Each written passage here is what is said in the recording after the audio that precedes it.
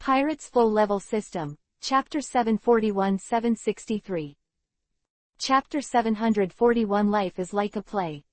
Germa people stuck in the dungeon, all they have to do at the moment is, dragged down to Marine, and the Don Quixote family voluntarily gave up. Well, that's not realistic, so try another goal.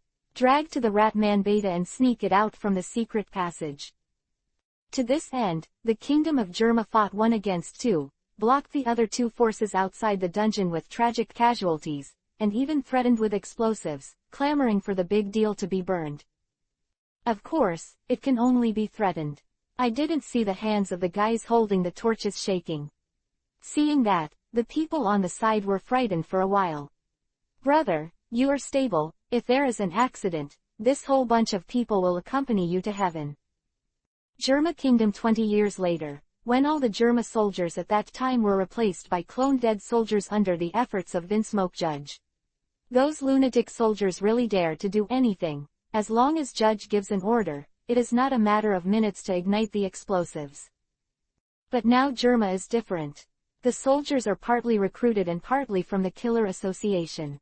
These people are all afraid of death. Here, extrajudicial madman Joe Kehua, is a lot of catches, but if you want to find a Dong Kunrui who sacrificed his life for justice, there is really no one. In front of the explosives, 773 people are equal, and the 3 forces are restrained, and finally they have not reached the point of being out of control.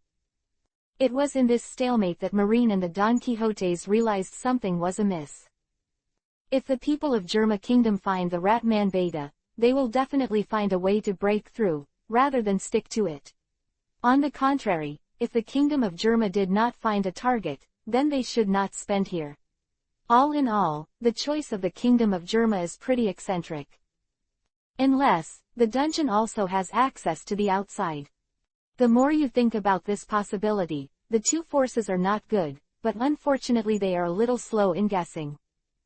How fast is it to let the master run with all his strength without any scruples? Even if there is another person on his back, the speed will exceed the average carriage. With the darkness as a cover, after coming out of the secret passage, the gunmen moved towards the fleet of the Kingdom of Germa at full speed, and soon turned around with the team that came to help. Vinsmoke, Doflamingo and Kuzan at almost the same time. The 3 of them had their intelligence agents filed in and informed them in their ears. Doflamingo and Kuzan received information that the suspected target was taken away by people from the Kingdom of Germa. The old Vinsmoke received an accurate reply: rescue was successful. It's just that the words are different, but it's still the same thing. Old Vinsmoke's face could not hide the smugness that he won this time.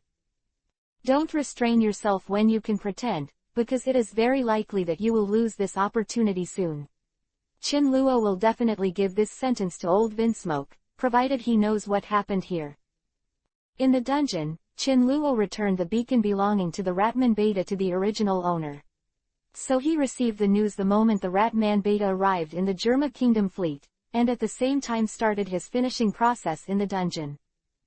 The huge explosion awakened the entire Calgary residents, and the sky-high fire lit up a nearby area for a moment. As for the building where the dungeon is located, sorry, it has been wiped off the map, including everyone inside. Old Vinsmoke froze. This is a process of gradually wicked smile. If there is an emotion that can be transmitted through the air, it must be called egg pain. Old Vinsmoke, Kuzan, and Doflamingo all look like they have testicle cramps. The heavy losses are not enough to describe the current situation, which is close to annihilation. But, who is this hatred on? Before the explosion, there was no sign of it. Who detonated the explosives? This doubt turned into a headless koan with the explosion. It is believed that after this, the 3 companies will no longer have the possibility of trusting each other. Water. With a moan, Ratman Beta woke up from the coma: thirst, pain, hunger. All kinds of negative emotions followed one after another, almost drowning him. But at least one thing is good: the completely different setting from the dungeon makes him realize he's been rescued. Orochimaru who would save him. All things considered, it's normal for the rat people to think so. But when Beta the Rat Man saw the distressed old Vinsmoke, he was really surprised. And this surprise was interpreted as a surprise by the old Vinsmoke. Of course, Ratman Beta's gratitude is absolutely real, and perhaps that's what influenced old Vinsmoke's judgment. Old Vinsmoke asked him about his injuries and what happened in the dungeon. The old Vinsmoke seemed to trust Beta the Rat Man very much, and had no doubts about his answer. Just let him get well and get well soon. Ratman Beta was flattered. Normal prisoners don't have this kind of treatment. The other party is the old fox old Vinsmoke.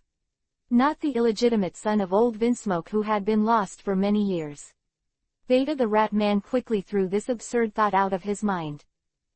The old Vinsmoke left, but he did not take away the doubts in Beta's heart.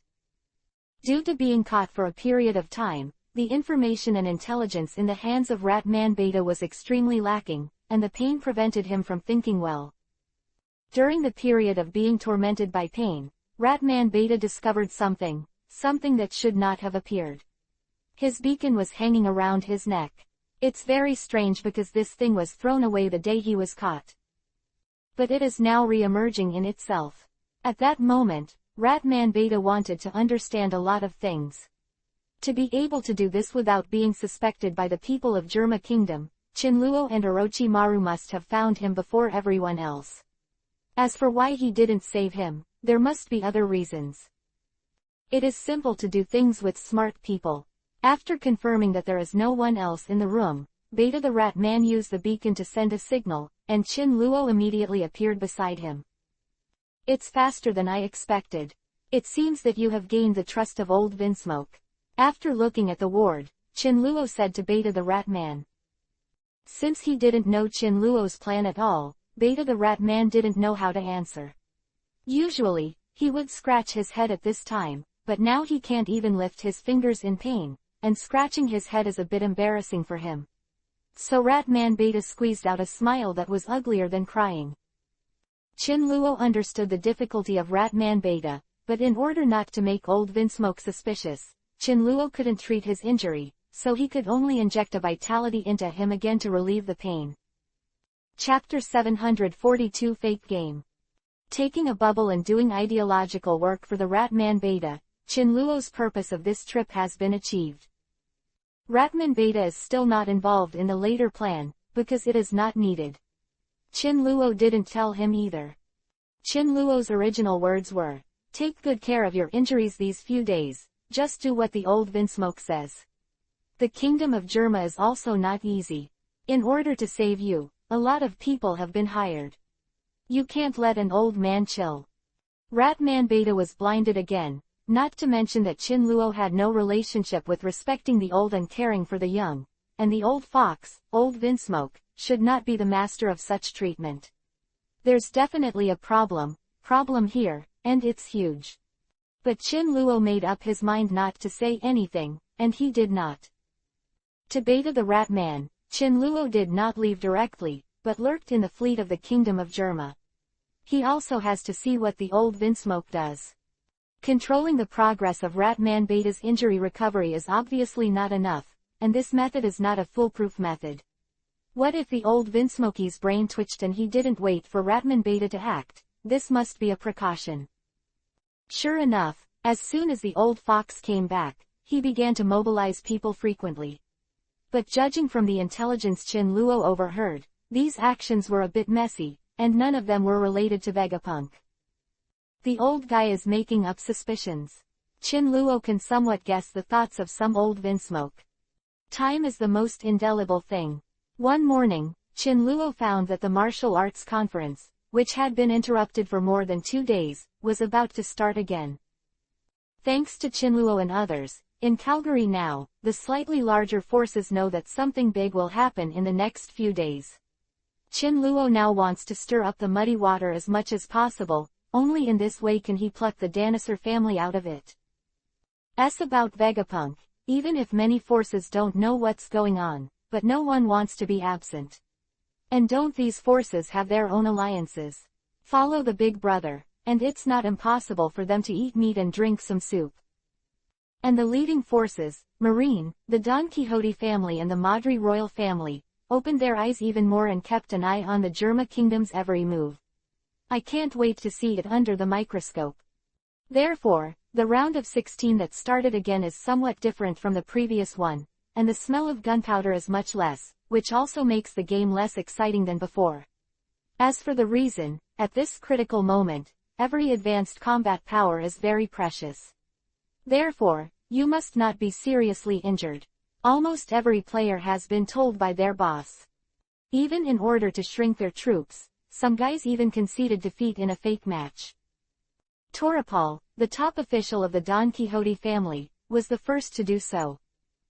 After coming to power for 5 minutes, Torapal decided to abstain. So far, only Doflamingo has entered the top 16 of the Don Quixote family. It may be that he was not optimistic at all, and Torapal's admission of defeat did not have much impact. But Kuzan's actions later are a bit intriguing. Chin Luo was sure that the previous Kuzan was definitely going for the top 8, and he needed to get an armed prosthesis, whether it was for research or business. But it was such a guy who chose fake matches and gave up his place in the top 16. Is Kuzan's broken leg Captain strong? Compared with those monsters, Kuzan's performance is not strong, medium level. But he couldn't stand his opponent's strength. It is generally believed that this is a rare contest between equal and equal opponents. Let the two of you open 55-5, and anyone has a chance to win. Kuzan is slightly ahead in approval ratings, 52% to 48%, while in casino odds, the two are about the same, as are the bets on both sides. A game that has been deeply concerned by countless gambling dogs, Kuzan chose to let himself go. The first 10 minutes of the game were normal, Kuzan and his opponent kept entangled, and no one could do anything about it. The battlefields of both sides slowly moved from the center of the ring to the edge over time. Just then, an accident happened. Kuzan, who was fighting with his opponent and was moving at a high speed, suddenly tripped himself, and his unbalanced body happened to meet the opponent's attack, and was pushed out of the ring. The pirate captain that Kuzan pretended to lose, the result was so abrupt that neither the MC nor the audience reacted immediately. The cheers and cheers gradually subsided, and the arena became silent. Is it natural? Kuzan played it so well, it all thought it was accidental. But fake. Also fake. Brother, can a pirate who has been lame for more than 10 years trip over his own prosthetic leg? Can such a pirate retire from the great route alive? He can also break into the top 32 of the martial arts tournament. Don't talk about any accidents, you are insulting the IQ of everyone present. 0. Ask for flowers. This has nothing to do with whether the acting is attentive or not. A third-rate script will only create disaster. You see if the guys who bet on Kuzan are willing to buy it. The Master of Ceremonies confirmed several times, and finally decided to announce the result of the game. Kuzan's opponent had been left in the air for a long time. If it is not announced, others will have opinions. I declare that the winner of this round is. Before saying his name, the MC's voice was muffled. Fake match. Fake match. Quote. At the beginning, there were only 1 or 2 people, and when we got to the back, the entire audience on the audience stage began to shout. As long as the MC wants to continue to explain the next game, he can't fight against the audience. This situation is no longer something he can solve as a master of ceremonies. It seems that there is nothing wrong with burying your head like an ostrich. 0. After the accident, Chin Luo kept thinking about the reason why Kuzan did it. Shrinking troops. This can be ruled out first. Atachi's news, Kizaru secretly arrived at Marine's port in Calgary last night, which also means that Marine's follow-up troops will be there soon. So what should be the reason? Chin Luo's thinking was ruthlessly interrupted by someone before he could continue digging. Infected by the scene, Tsunade in the VIP room also began to shout, "Fake match." Tsunade quickly regained consciousness after aligning his eyes with the pair of eyes he saw. The shouting was gone, but the awkward atmosphere was just beginning. Looking at Tsunade, Chin Luo seemed to realize something. You bought Kuzan to win. Nodded mechanically. She knew Kuzan's true identity and felt that this gamble was a surefire way to go. How much did you buy? A lot. Tsunade felt like he had been stabbed in the heart. You didn't throw in all the money you won last time with the profit. Another knife. You're not going to hire people to borrow money, are you? Another knife. Hey, pity those guys who bought the same thing as you. Tsunade felt like he couldn't put a knife in his heart any longer. Chapter 743 Hanging, in various senses. Shut up, bastard, and then you'll put me on the couch. With a murderous look in his resentful eyes, Tsunade stopped Chinluo from continuing. Actually, it's all Kuzan's fault.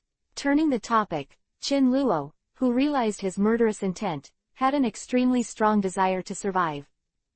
It's disgusting for a future Marine Admiral to fake a match in full view. Someone has to come forward to report him and condemn him. Chrysanthemum explosion. Olivia and Momoshiki, who had been watching the play, looked over in surprise, their faces full of expressions of discovering a new world. No, the report I'm talking about is definitely not the chrysanthemum explosion, you think. Wait, the driver, I want to get off, this is not a car for kindergarten. Because Tsunade cried out to ghosts and gods for gambling luck, Chinluo's small theater continued. There was a guy who was even more unlucky than Tsunade, but no one remembered it. And this poor guy is Tuyuya's former opponent Pierre Casson. The treasury has been stolen, and every bet will be lost. Now even the casino has been affected by match fixing, and its reputation and image have been greatly reduced. It's been hell for Pilkasan lately. If possible, Pilkasan really wants to find a place to hide and secretly wipe away tears. Through the game video, Pierre Casson probably understood the reason for the bad luck. But he was really not happy at all, because there was no solution to this kind of doom. No matter how lucky he borrowed from the future in the game, he had to pay it back with interest. The doom state won't end until it's over. Now Pierre-Casson can only pray silently that he didn't borrow too much, usury. Unfortunately, reality is often the opposite of prayer. Pilkasan really has no AC count at all. In his current state, the only person who prays to be connected is the goddess of misfortune. As for the three people with the most broken mentality in the audience, Tsunade and Pierre Casson must be the best in the audience. As for the third place, Chinluo felt that Kuzan should be nominated. After falling out of the ring, with the golden figure in his hand, Kuzan, who returned to the throne as the best actor on the ground, incorporated many emotions such as shock, unwillingness, and regret into his facial expressions, lying on the ground and changing madly, which can be called an epic face-changing performance. Kuzan didn't realize the seriousness of the problem until the audience shouted, "Fake game." Hey, director, the development of this plot is not quite right, did you take the wrong script? Kuzan's old face, made of ice, turned red. The audience in the arena is divided into two categories. One is to ask for a rematch, and the two of them will decide the outcome of the match. The other is to ask for the bet to be voided, regardless of the fact that 100% of those who hold this view are betting on Kuzan. Gamble the dog.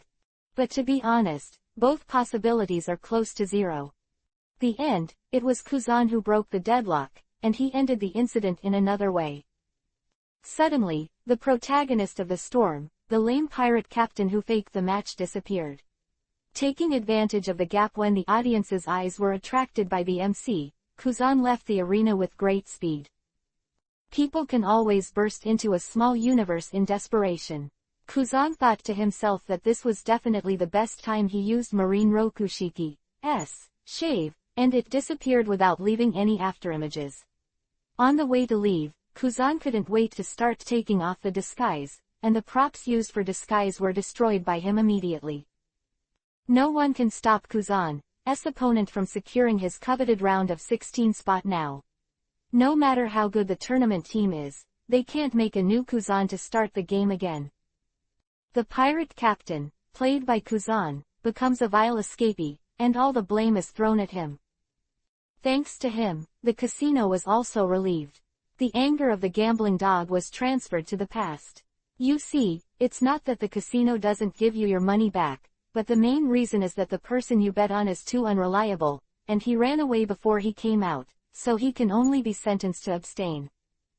Kuzan was messing around, at least half of Calgary's hatred, but he patted his ass and walked away.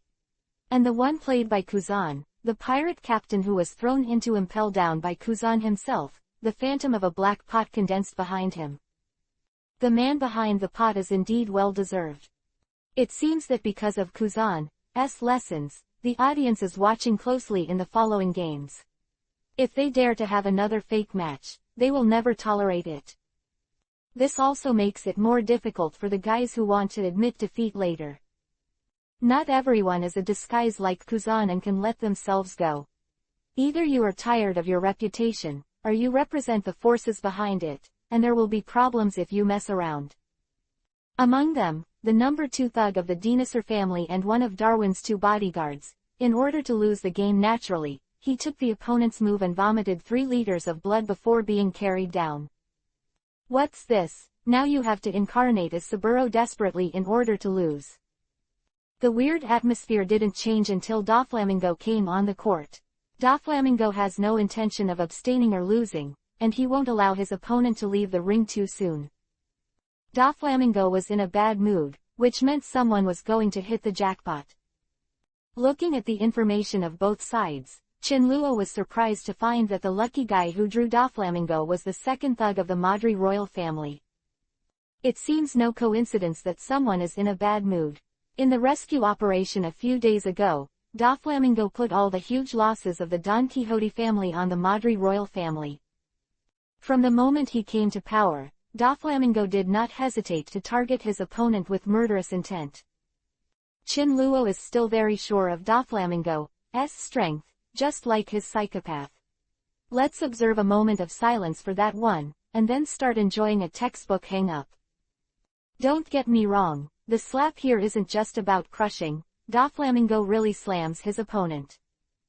As an opponent, this armed prosthetic user of the royal Mordri family is not weak at all. The shell of a pangolin is more defensive than a 5-meter thick steel plate. And on the edge of the armor, the 5.7 sharp blade also made him behave like a hedgehog with extremely strong attack power. But the fight lost its suspense from the start. Doflamingo built a giant silk cross for his opponent. The second thug of the Madri royal family, before he could show his combat prowess, was trapped like a cocoon by Doflamingo and hung upside down in the air. The hard shell can only make him hang longer at this time. Doflamingo isn't content to whip his prey with a whip made of thin strings, even though each stroke can send his opponent bloody. Countless thin threads unfolded under Doflamingo's control, with extremely high speed. These thin threads can always penetrate through the gaps in the armor, bringing out a large amount of blood. He didn't let go of the armor either. With the saw blade made of thin wire, he cut the armor bit by bit in front of the opponent. Chapter 744 Intellectual Attack. The difference between an armed prosthesis and a genuine devil fruit becomes even more pronounced in this fight. Armed prosthetics are just the product of Vegapunk's research on lineage factors. It has a very direct effect on improving strength, but at the same time it has no potential for growth. This is a stereotyped weapon, and the user can raise his proficiency at most. This leads to the fact that at the master level, the users of the same level of devil fruit ability can almost crush the users of armed prosthetics. It doesn't matter whether your armed prosthesis is modified by magic or ancient, it is not easy to use. There is no market for armed prosthetics in the real world. Being hanged by Doflamingo to abuse this man, he is using his own experience to prove this truth. Ancient pangolin armor. Oh, got it. Next one. Using all his means to abuse his opponent, Doflamingo sighed contentedly. Before his opponent died, Doflamingo let him go, haphazardly tossed to the ground like a broken toy. Doflamingo is a special case, and the following games return to the mode of harmony. After taking up some nights, all the qualifying rounds for the top 16 were completed, and finally there was no need to delay it until the next day. Looking at the final list of the top 16, the 16 names above are both expected and unreasonable. As a member of Vegapunks, fan support group, except for the two that are not in North Blue, each of them occupied a place in the top 16. As the organizers, they took some advantage in the schedule, but they should not underestimate their strength. As for the strength of these 6 families, the Danosaur family and the Germa kingdom are the only ones, followed by the Madri royal family. According to the original estimate, at least 2 of these 3 companies broke into the top 16. But for some reason, it's all up now. On the contrary, the 2 mercenaries of Cherno, Tayuya and Hawkeye, made it to the top 16 one after another. Among the 7 people, there are only 2 armed prosthetics users, and they are all guys with dual armed prosthetics, which really reduces the points of the armed prosthesis. But from the perspective of propaganda, the power of armed prosthetics has been deeply rooted in the hearts of the people, and a little regret is not in the way. Doflamingo, who represents the Don Quixote family, made a strong list, with just 8 people. The remaining half of the quotas will be won by the scattered masters such as Beckman, Shinx, and Halozang. It's not entirely true that they are scattered people, but the forces they represent are somewhat insignificant compared to the opponents. Goes for the red-haired pirates, who have yet to make a name for themselves in the New World unless Shinx announces the identity of his Roger crew now. But in this way, they will definitely receive Marine's meticulous attention. For a few years of comfortable life, or for enough development time. Even if Shanks was stunned, Beckman would try his best to stop his captain. I don't know if it was a coincidence or not, but looking at the battle table behind, the top 8 turned into a struggle between big forces and small forces. The afterglow of the game has not dissipated, and the tournament party will start to promote tomorrow's game by taking advantage of the new selling points. In the brightly lit night, newsboys were selling the table and player information for tomorrow's game, and the casino had hired a group of people to woo new bettors. In various taverns and restaurants, the most discussed thing is the competition. It's really a lively city. I've never seen a city so vibrant. Looking at the night scene, Tsunade was full of emotion. Indeed. Chinluo's words were a bit insincere. He pondered that the liveliness of Calgary was no different from South Blue's South Hill Rough. In the future, Atlantis' new city on Fishman Island would not lose. In addition to Calgary's more casinos and a stronger atmosphere, Chinluo couldn't find any reason why Tsunade prefers this place. The gambler was helpless. Chinluo silently gave Tsunade a critical illness notice in his heart. Hey, it's a pity. It's a pity that Tsunade didn't say anything, just a helpless and depressed look on his face. Chinluo is very interesting, or he is used to it. Next he will perform a magic trick for Tsunade called changing faces. Putting Tsunade's left hand flat on her chest, Chinluo drew a circle on her palm with his fingers, and the next moment was to witness the miracle. A bag full of gold coins, making a crisp sound of gold coins colliding, appeared out of thin air in Tsunade's hands. Depression is a fake, only poverty is a real disease.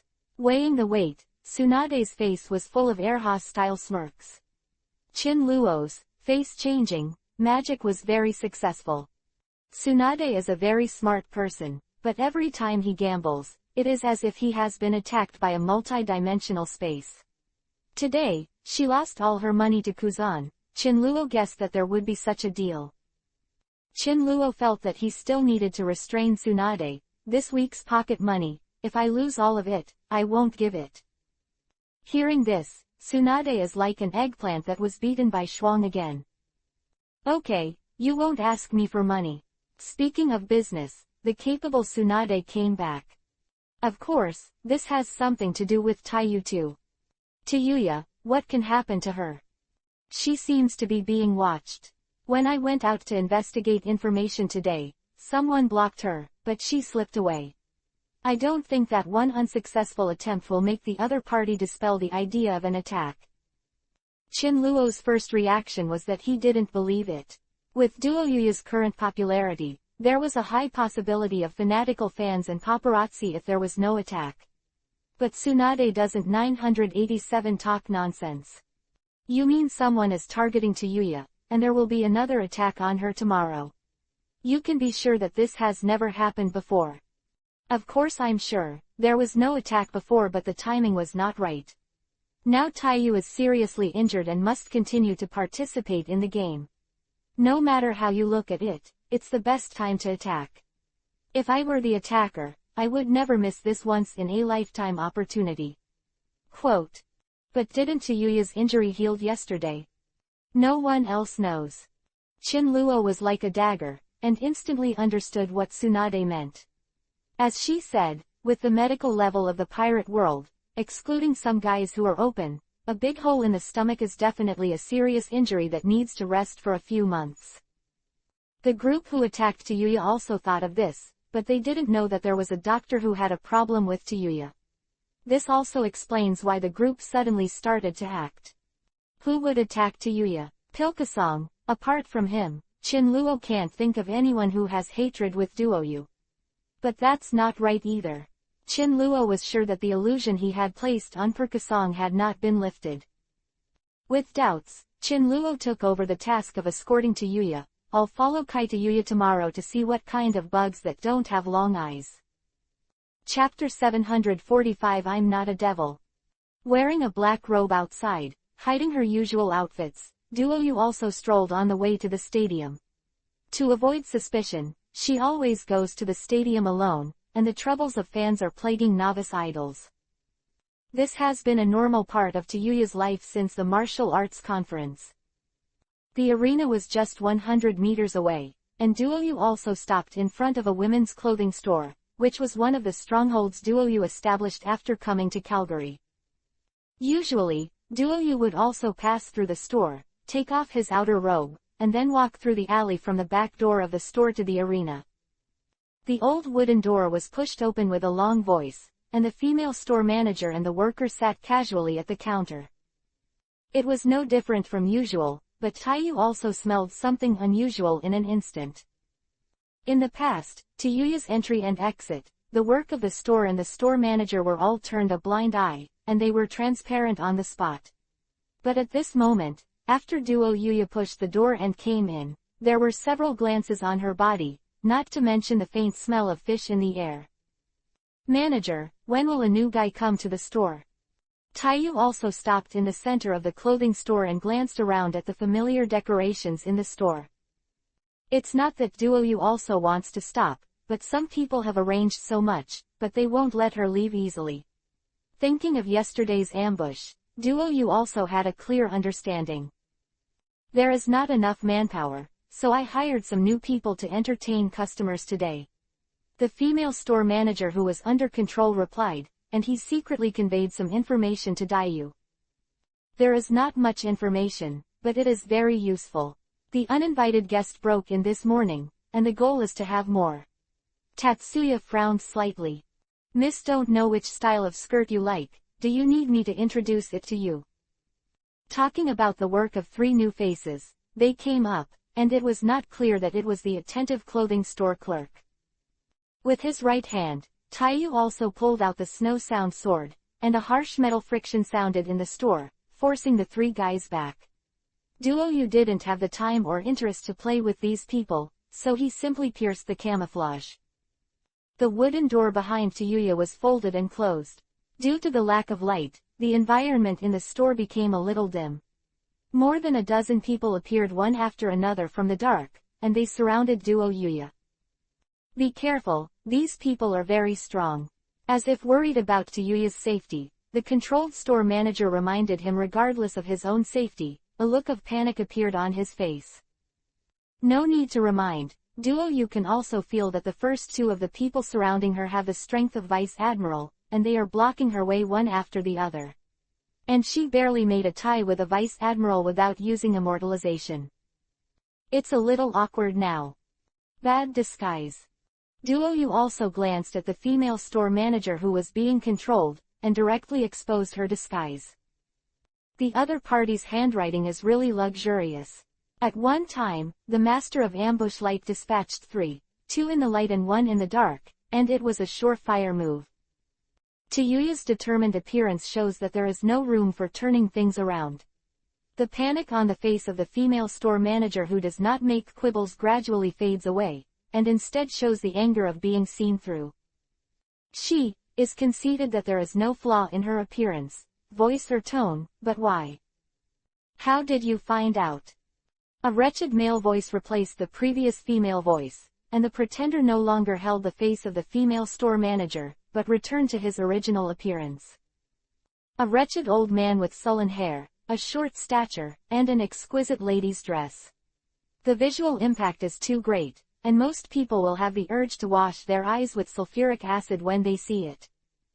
I was really shocked, not to mention Duo Yuya, even Chin Luo, who had been observing secretly, was stunned. Pretender turned out to be such a superb women's clothing boss, he almost defeated Chin Luo's good image of women's clothing bosses.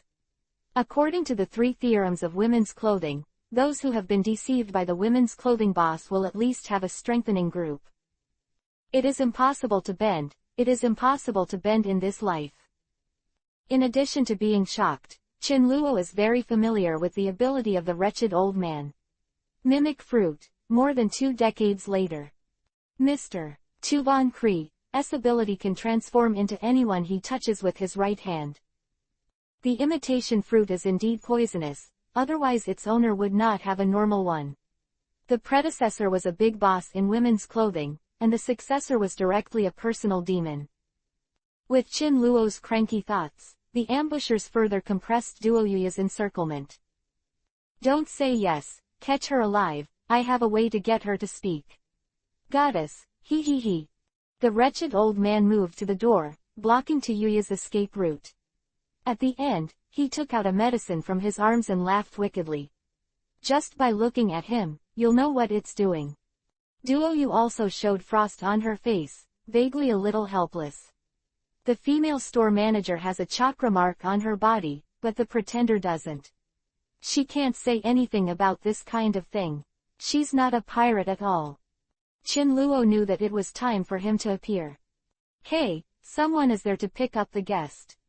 The locked door was suddenly pushed open, hitting behind the wretched old man. In some kind of sweet dream, he slipped in his hand, and the medicine happened to fall into his mouth. Well, Chin Luo definitely did it on purpose. What a god to pick up customers. You, a man, came to the women's clothing store early in the morning to buy clothes. At first glance, you are not a good person. Although neither are they. The ambushers thought silently, and pulled out their weapons at Chin Luo.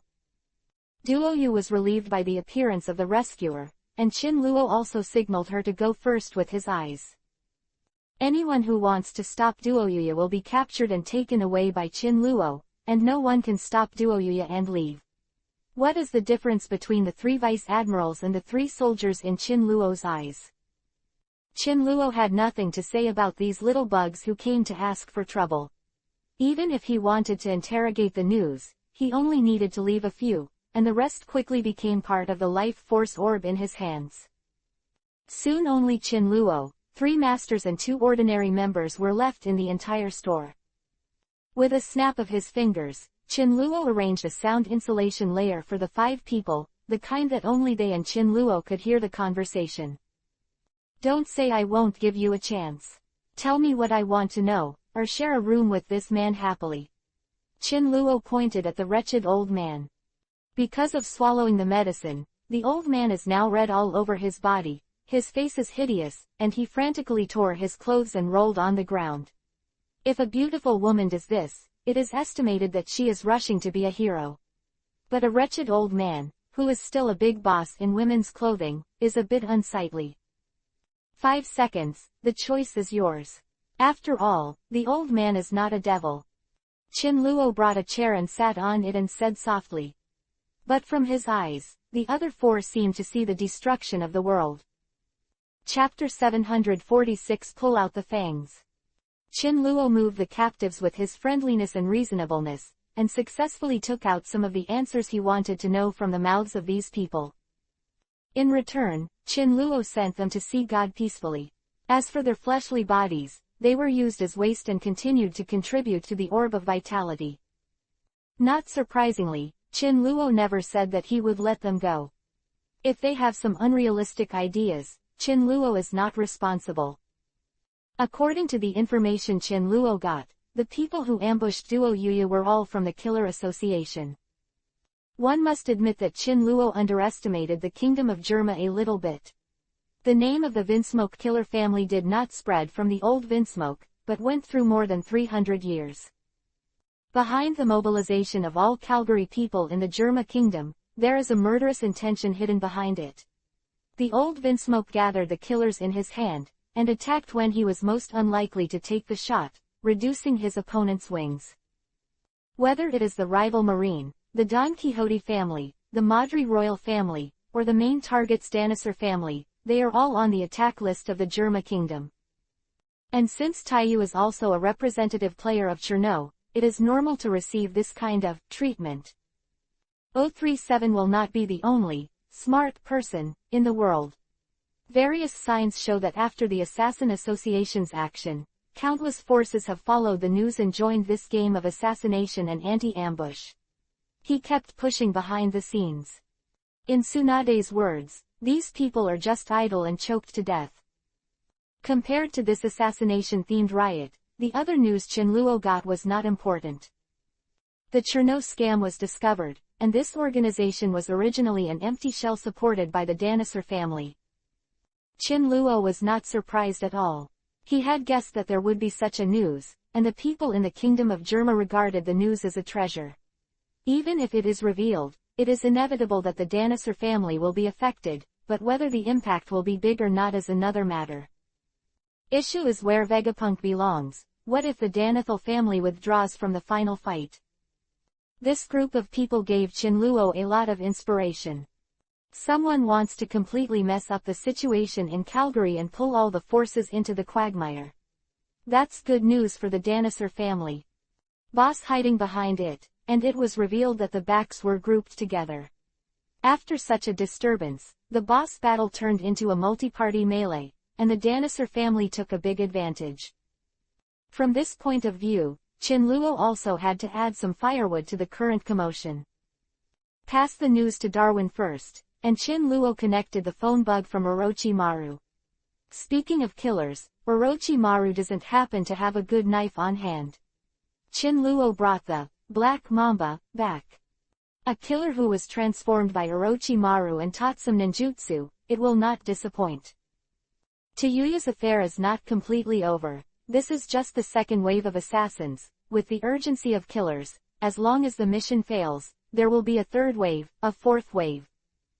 It was impossible for Qin Luo to be a bodyguard for his subordinates, so he decided to do it once and for all. Since it is a poisonous tooth, it should be pulled out. In the hall of the Dungeon Black Market Killer Association, Qin Luo's figure appeared out of thin air in front of the counter where the task was issued. I have an order, can I accept it? Assassinated. The quiet hall was broken by Qin Luo's voice, and it was only then that there was one more person in the hall.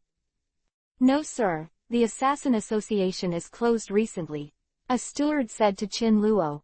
In line with the old Vinsmoke's plan, the Killer Association has been closed for several days. This also means that Qin Luo, the guest, appeared abruptly. While stabilizing Qin Luo, the steward sounded the alarm. Someone who shouldn't have appeared, at the wrong time and place. Under normal circumstances, people's first reaction is who he is and how he came in. That's a pity, I've prepared 1,000,000 Baileys, can't you be accommodating? Qin Luo continued to talk with the steward, as if he didn't hear the alarm or see more and more killers pouring into the hall.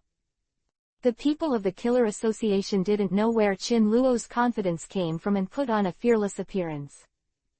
1,000,000 Baileys tasks are not enough to break the rules of the association. But if the guests are in a hurry, they can talk about the situation first. After the normal opening, I can immediately release the guests' tasks. The person in charge dragged Qin Luo professionally. Oh, in fact, my task is not difficult.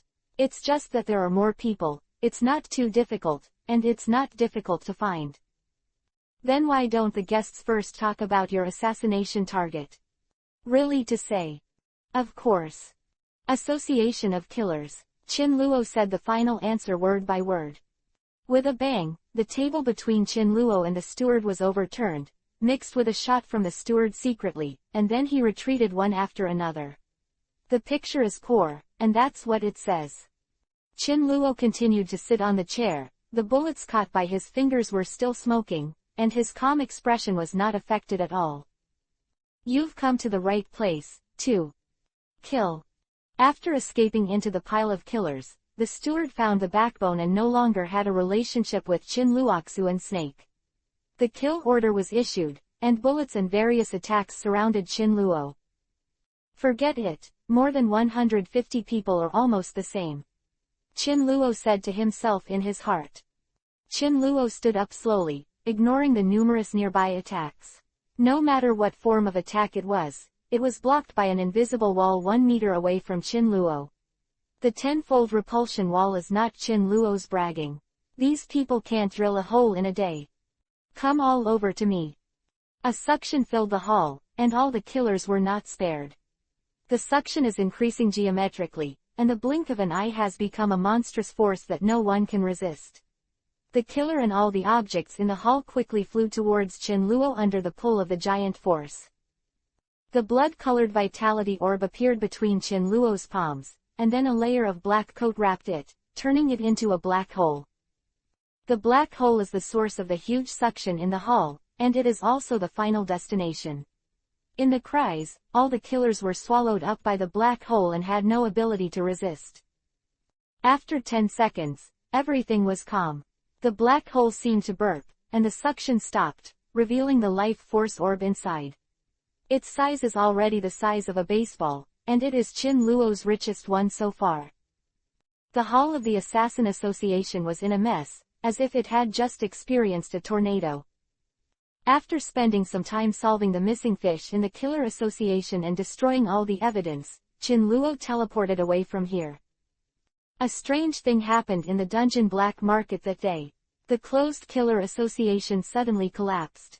Fortunately, no one was injured in it, because there was no one under the ruins. Chapter 747 Scissors Man. The news of the demise of the Killer Guild caused a magnitude 7 earthquake in the Kingdom of Germa. An important branch has just vanished from the world, and counting the killers affiliated to the association, there are hundreds of people.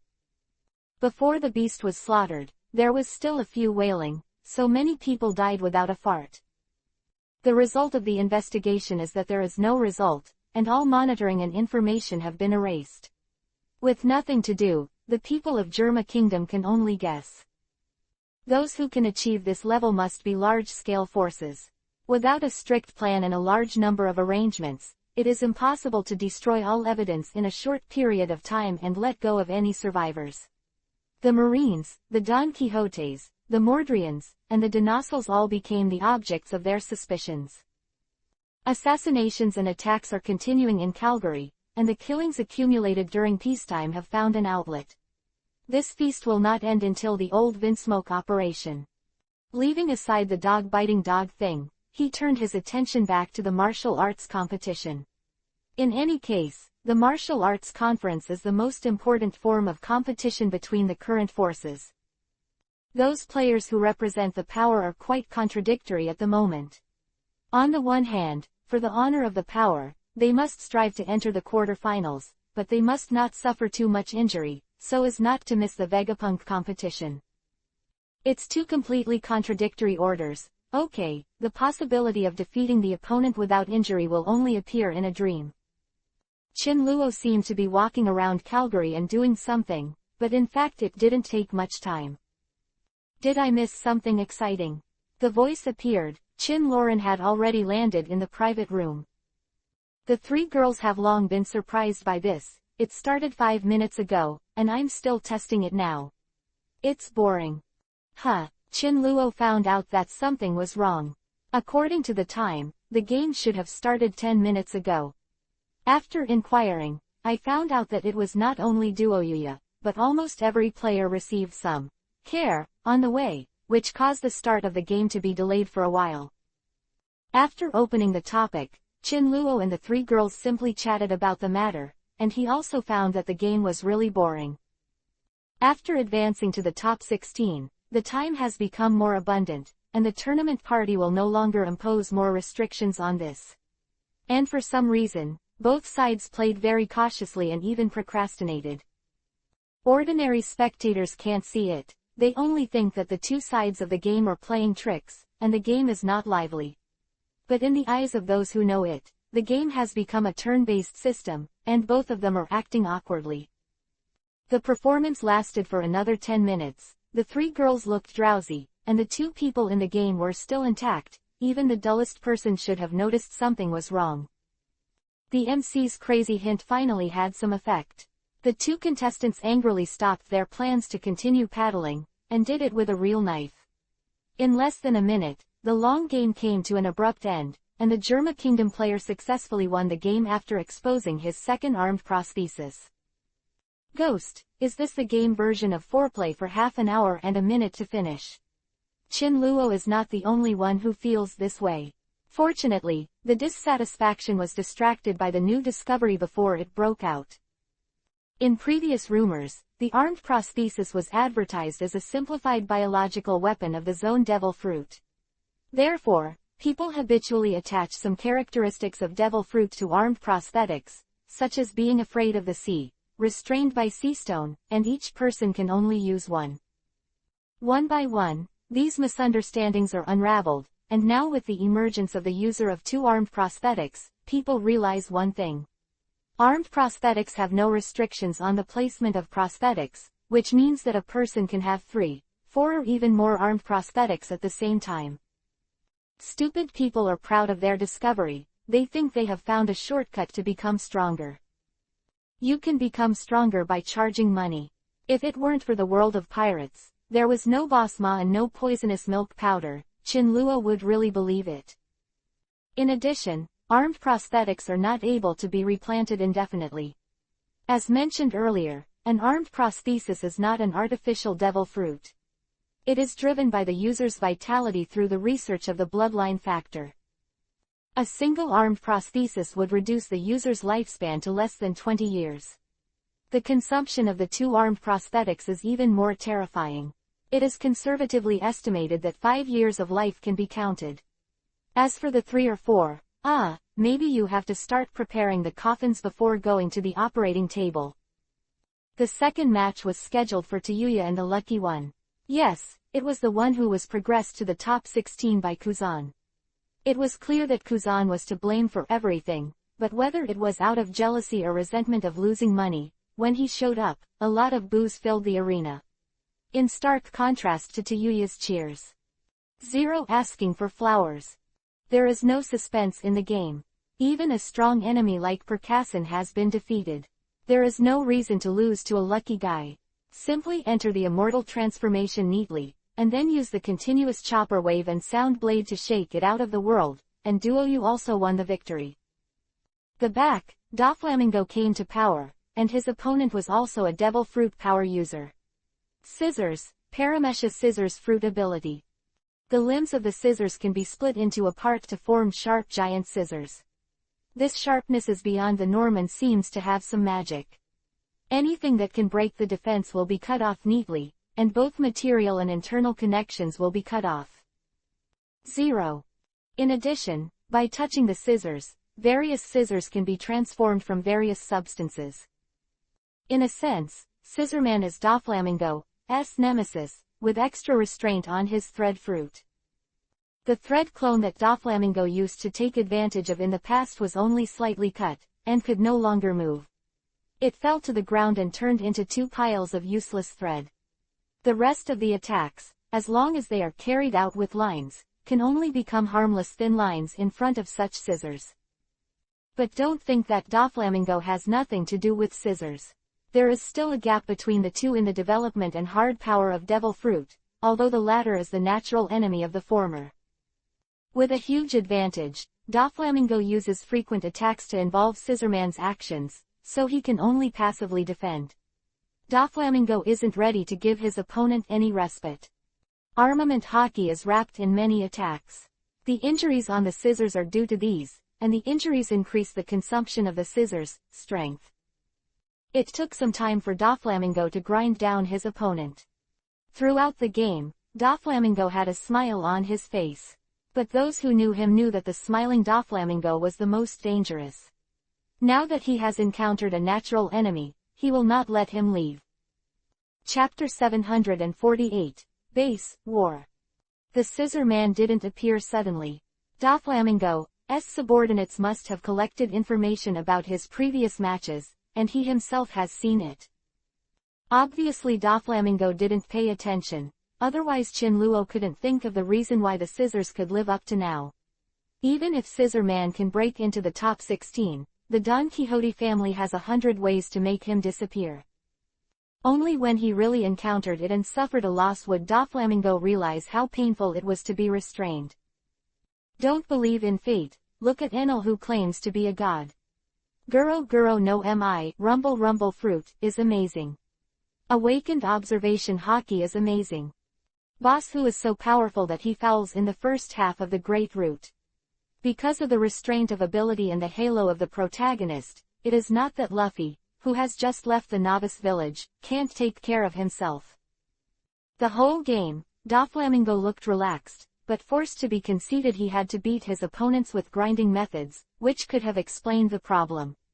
Doflamingo's embarrassment was covered in a fake smile. Sweat and soreness from overpowering were all over Doflamingo's body. Doflamingo doesn't kill Scissorman outright. It's no secret that devil fruits reappear in the world in the form of a fruit after the death of the able, and Doflamingo certainly knows it. After today, the fruit of scissors that restrains Doflamingo is bound to be valued by his enemies. So for Doflamingo, the best option is to imprison the Scissorman in a corner that no one knows about, so that he can't threaten him for the rest of his life.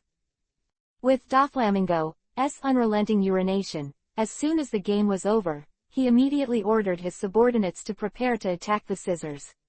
But for some reason, Chinluo always felt that Doflamingo would not be happy. The disadvantages of prematurely setting the order of the game make the event side suffer. The real battles are almost all put in the back, and the most direct impact is that today's game seems a little light. What the audience wanted was nearly an hour of intense fighting, and the first two games apparently didn't even get half of what was expected. The event side should really thank Doflamingo, and the pennant is not an exaggeration. Without Doflamingo's hard fight, it would not have been impossible for all four games to end in the morning. The game between Hawkeye and Beckman was put into the afternoon. That's right, the two members of the red-haired pirates collided in advance in the quarterfinals, and one person was destined to stop in the quarterfinals. Hawkeye represents Cherno, but since he is inseparable from Shanks and Beckman, it is difficult for others not to regard him as a member of the Red Hair Pirates. The three masters of the red-haired pirates passed all the way and easily reached the top 16, and other forces did not catch a single one, so it would be strange not to be jealous. It should be said that some smart guys have already guessed that there will be such a situation, so they laid the foreshadowing when the battle sequence was first arranged. This game will definitely get the most attention. Except for the game, the other time is basically sticking together, and the three people who are so close to wearing the same pair of pants finally have to draw swords to face each other. The audience loves this script. The game has not yet started, and the topic of Hawkeye, Beckman and Shanks has been arguing. For example, how does Shanks pedal two boats? Among the three, who is the junior? Who will attack Beckman and Hawkeye? These are historical problems. To be honest, Chinluo was also a little curious. It's just pure curiosity, whether Chinluo is straight or curved, can the three women beside him still not know? What Chinluo was curious about was why Hawkeye and the Red Hair Pirates parted ways. One became Shichibukai and the other became the fourth emperor in the New World. Hawkeye alienated Shanks, citing no interest in fighting people who lost their arms. Regardless of whether others believe it or not, Chinluo doesn't believe it anyway. Hawkeye's words all reveal an air of arrogance. Sometimes Chinluo even thought that Hawkeye would not be another revolutionary fighter who broke into the enemy's interior. Have to say it's very Shichibukai. The two protagonists of the game, Hawkeye and Beckman, were not affected by the public discussion, and the two entered the arena together. Although there will be such a game before, but after walking on the field, I am still a little excited. Beckman's face showed a little excited look. Again, I can't wait. Hawkeye wiped the big sword. I wanted to beat you up in public for a long time. The two said at the same time. As far as your brain is concerned, it's almost the same as repaying me. HMPH, a bastard who can only play yin, I will definitely cut you this time. Holding their weapons, Hawkeye and Beckman glared at each other through gritted teeth, unwilling to admit defeat. If it wasn't for the concern that the match had not yet started, both of them would want to hit each other's head with the guy in their hands. The style of painting is a little bit wrong, it shouldn't be sympathy and mutual comfort. These two people are usually aloof, but now they are biting each other like mad dogs. Everyone said that they had a serious misunderstanding of the relationship between Beckman and Hawkeye. The Master of Ceremonies will definitely not disturb Beckman and Hawkeye's love and kill, even a little like it, it's better to be more explosive. As the game begins, the brood bomb explodes. Beckman's rifle blew out a bullet with sparks, rubbing the tip of Hawkeye's hair and flying past, taking away a few strands of hair. He didn't mean to keep his hand at all. Beckman's first shot was to his head. If Hawkeye subconsciously tilted his head to the right, watermelon juice would have been spilled all over the place. He walked on the edge of death, but Hawkeye didn't respond at all. His body turned into an arrow from the string, and the cross sword in his hand slashed with a cold sword light and attached sword energy, and slashed at Beckman. Hawkeye also did not keep his hands, or that such battles are already commonplace for the two of them. The first move failed, and Beckman knew that he would be approached by Hawkeye. He was not an ordinary 3.5 gunman who was sitting behind him and waited to be slaughtered. Watching the slash approaching, Beckman fell back, at a 30-degree angle to the ground, avoiding the slash in the waist. Hawkeye wanted to change his moves in the middle, and the big sword that slashed horizontally changed its direction and turned into a slashing slanting downwards. Beckman's response was a few points faster than Hawkeye's. When he fell, the rifle turned in his hand and fired a shot at the blade of the cross sword. Armament hockey attached to the bullet and the sword shattered at the same time, and the huge impact sent the sword flying. In order not to let the big sword leave his hand, Hawkeye flew upside down a few meters with it. Beckman saw the opportunity, bounced high, and gave Hawkeye a kick as a gift. The light reaction can't do this level, and a series of responses are prepared by Beckman in advance. Beckman and Hawkeye, one is smart and the other is sharp. Beckman is currently a small victory. Chapter 749 Battle of the Guns and Swords. It is blunt to say that this game affects the hearts of countless people. On the one hand, in the face of the red-haired pirates rising like meteors, Shanks, Beckman, and Hawkeye were all in the limelight for a while. Sometimes, people can't help but think, apart from the Captain Shanks, who is the second person on the ship, Beckman and Hawkeye. Obviously this question will be decided with the outcome of the game. The person with the hard fist is in the front, the indisputable conclusion is not it. In addition, the battle between guns and swords is also a huge topic. The battle between the strength and weakness of muskets and swords has a long history. Looking around, in the world of pirates, it seems that the high-end combat power is basically monopolized by fighters such as Devil Fruit abilities, swordsmen and marine rokushiki, and masters of other abilities can only occupy a very small proportion. But if you really want to count everyone, the number of people who use swords and muskets is definitely the largest, almost to the level of flooding. The musket of the hot weapon and the sword of the cold weapon, one is stronger in the early stage, and 11 is stronger in the later stage.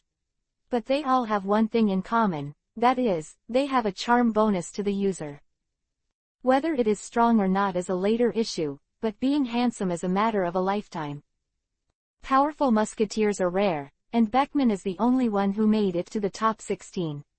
To some extent, Beckman is really the hope of the whole village. The people who eat melons are still like this. Do the two parties still care? As the saying goes, there is no first place in Taoism and no second in martial arts. Beckman and Hawkeye are also holding their breath. Prove yourself, or don't want to be left behind. Otherwise, Hawkeye, a guy who aspires to become the world's #1 swordsman, how could he often learn from Beckman? Wouldn't it be practice splitting bullets with a knife, MDZZ? Friendship comes first, competition comes second, to put it simply. Only children make choices, and Beckman and Hawkeye say they want them all. In a round of confrontation, Beckman had a small advantage, and the users of the muskets in the audience were already in the atmosphere of the new year ahead of schedule, cheering and clamoring constantly. A fool with a sword, I can blow your head with a shot from 300 meters away, go to hell. Barbarians use cold weapons, and it's better to practice a stinky sweat every day than a shuttle of bullets. You have a face. After being approached by Lao Tzu, you guys with guns don't want to kneel down and call grandpa. The MC found that this was a game that did not require him to mobilize the atmosphere at all. He didn't need to say anything, the audience was about to fight. He rubbed his right waist, and the pain from above calmed Hawkeye. After all, it was covered with armament hockey, and it was just a rub, and the pain was much bigger than expected. Calm down, don't follow the opponent's rhythm, don't be in a hurry, or you'll just fall into a trap. Thinking of the previous experience of fighting with Beckman, Hawkeye kept admonishing himself in his heart. The cross sword threw a sword flower in both hands, held the sword upright in front of him, and the eagle eye slowly moved towards Beckman step by step. He was sure that Beckman would not try to distance himself like a normal musketeer. Hawkeye's understanding of Beckman was correct. Beckman stood still, lit a cigar and waited for Hawkeye's arrival. But on the other hand, why didn't Beckman know the psychology of Hawkeye very well? Beckman has his own ideas, and his melee marksmanship, he considers himself to be true. When the distance between the two people is close to a certain level, that distance has lost its practical significance. Hawkeye didn't seem to move, but he had already completed a round of slashing. The sword chi approached Beckman's eyes, and the sword wind it brought up blew up the braids that he had tied behind him. Beckman lowered his mouth, and Hawkeye couldn't help but want to do it, as usual. The dark purple armament hockey instantly spread to Beckman's right half of the body. With a tug on his body, the muzzle of the rifle was aimed at the approaching sword energy, and the light of gunpowder was spit out. There was a sound of metal breaking, and the shattered sword energy splashed around, making sparks on Beckman's armament hockey. The eagle eye of opening the rhythm will not end so easily. There is no warm-up and water test for the familiar opponents of the two. In the beginning, it was to do it with real swords and guns. Between the lightning and flint, the eagle eye appeared on Beckman's left, and the icy blade passed silently. But halfway through, the rifle that had just fired a shot was blocked there. The sound of, "Speak, speak, speak," continued, and Hawkeye cut out countless sword shadows one after another, but Beckman always used the gun body of the rifle to clamp it without leaking. With the existence of armament hockey, the rifle has the ability to be a tough sword. Of course this wouldn't last long, unless Beckman wanted his rifle to be turned into a fire stick.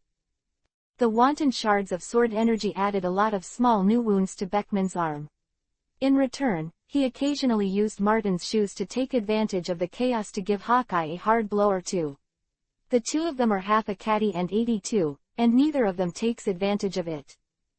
Both of them could feel the limit of the rifle. Suddenly, the eagle eye in the shadow of the sword took a small step back half a meter, and the cross sword pulled behind him slashed out a stroke. The sword chi that chooses and devours people, and the momentum that goes forward. If Beckman still wants to use the rifle to pick it up, he will only be cut off by the man and the gun. After a long time, the bullet in the rifle met the point of the sword again. The rifled rifle has a long range and great power, but it has a fatal disadvantage that it can only be shot in a single shot. Even the modified one in the hands of Bay 250 Keeman has one more ammunition than a normal rifle. Forced out the remaining bullet in the rifle, Hawkeye seemed to be able to do whatever he wanted. Is this Hawkeye's plan? To seize the initiative of the rhythm and force the opponent out? It seems to be okay. Looking at the eagle eyes that changed his posture and attacked with a straight stab, Beckman's mouth showed a sneer. The blade seemed to touch Beckman's nose. If it weren't for armament hockey's armor, Beckman would have been sliced by the sword energy. This picture was captured and frozen on the screen, and the entire arena was boiling, and countless restless hearts went up and down with this knife. In fact, the real situation is far less dangerous than the audience thinks. As long as the two are willing, Beckman and Hawkeye can stop immediately. This level is only the norm in their engagement records. The sound of the shots was strange and sudden, and Beckman's rifle was clearly out of bullets. A dark bullet shot from Beckman's feet. Don't think that Beckman really didn't do anything when they confronted him. A small rifle was quietly placed by his feet, and he pulled the trigger with his foot at a critical moment. Hawkeye instinctively fell back, and the bullet grazed his cheek, taking away his right eyebrow. Chapter 750 Hard to Win. The missing half of the right eyebrow and the half-finger-sized burn caused by the bullet flying are the benefits of Beckman's gun. It's a pity, countless musketeers shouted silently in their hearts. While they were amazed by Beckman's ingenious shot, it turned out that the gun could still be used like this. On the other hand, for Hawkeye, they also sincerely scolded the monster. How sharp the reaction nerves need to be to avoid such a tricky bullet. If Beckman and Hawkeye knew what the audience was thinking, they would probably respond with a rare and strange sentence. The shot just now was at most a medium meaning, which was very common in the past discussions between the two. So Beckman didn't seem surprised or disappointed at all, and Hawkeye couldn't solve it easily. If you can force Hawkeye to change his moves halfway, Beckman's goal can be achieved. The thrilling offense and defense exchange was actually completed in a split second. Feeling the heat of the bullets go away, Hawkeye immediately stopped his body, broke it a little, and changed his back to his back. The cross sword in his hand continued to advance towards Beckman after less than half a second. The same attack, but the situation is slightly different from before, and now facing a prepared Beckman. Beckman tried his best to move his body to the left within the half-second he won. The yellow girdle tied to Beckman's waist was melted by the sword energy of the cross sword. The sword chi rolled up by this straight stab was even stronger than expected, and it seemed to continue to erode. However, he was stubbornly resisted when he touched Beckman's shirt. Beckman mobilized all armament hockey on the top and skin surface to form two defensive circles. The sword energy is like a white horse passing through the gap, and it does not stop for a moment. With a shrill sound like metal cutting, a sliver of sparks emerged from the point where the blade of the sword and Beckman's body contacted. The first layer of armament hockey shattered with a shattering sound, and the exposed shirt was directly pulled open. Now only the last layer of armament hockey is left between Beckman and swordsman. If there is no more, Beckman can only use his own flesh and blood to try the sharpness of the eagle-eye greatsword. The damned shattering sound still appeared, at the last moment when the attack was about to end. Beckman's right waist was slashed, and blood was flowing out of the wound. Sword energy overflowed from the cross sword and passed behind Beckman. The out-of-control sword energy began to reveal its hideous side. A crack on the ground started half a meter behind Beckman and extended to the outside of the ring. The follow-up accident happened so fast that no one else could react, and the sword chi had already extended to them. A spectator sitting in the first row, looking at the crack that stopped just in front of his feet, almost died on the spot after his heart beat twice. One step away, he almost created another guy who completed the task of practicing the sunflower collection. Beckman and Hawkeye looked at each other. The butt of the rifle was firmly against the cross sword that wanted to get an inch, and the two of them were gritting their teeth and insisting. In the end, Beckman was slightly better and pushed away the cross sword. Just now, Hawkeye spent too much effort on the thrusting, and he was a little embarrassed that he was exhausted in the front and not in the back. Only then did Beckman have time to look at his wounds. It's not a big problem. After using the broken waistband as a bandage to solve the bleeding buff, Beckman said that he could fight for another 100 years. Calmly replaying the memory just now, Beckman found that he somewhat underestimated the damage of Hawkeye, which was the main cause of the waist wound. Recent progress. Of course, there is pressure to make progress.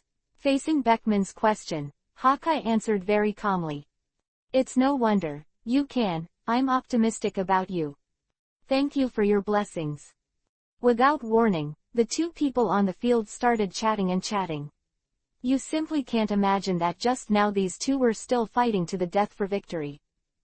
The two of you, isn't the way of opening the martial arts conference not quite right? Please be serious, I beg you. The MC was a little tired, he didn't know what to say. I just hope these two don't treat the game as a tea party.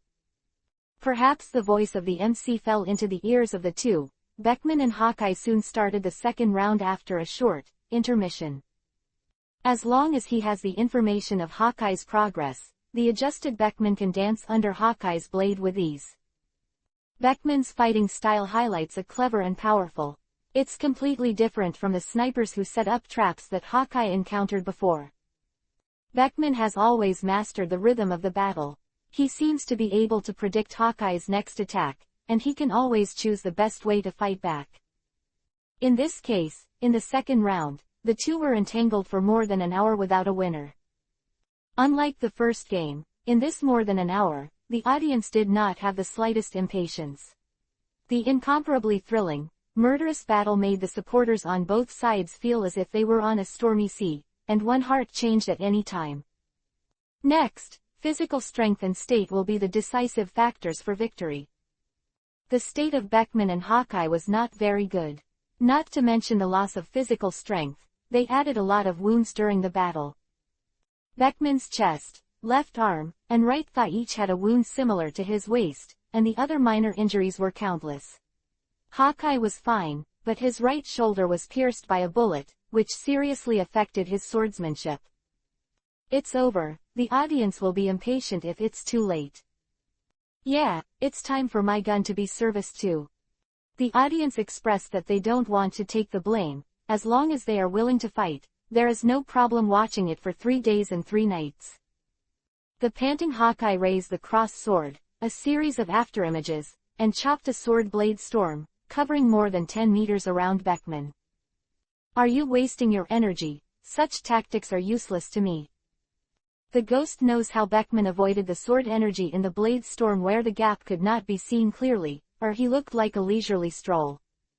Hawkeye ignored it, but when the storm was dense to a certain extent, he moved. Storm obscured part of Beckman's vision, and observation hockey didn't help, because his whole body was haunted by Hawkeye's sword energy and killing intent. In a trance, two figures slashed towards Beckman one by one around the garden. It turned out to be the plan. Thinking in his heart, Beckman seemed to have guessed Hawkeye's intention.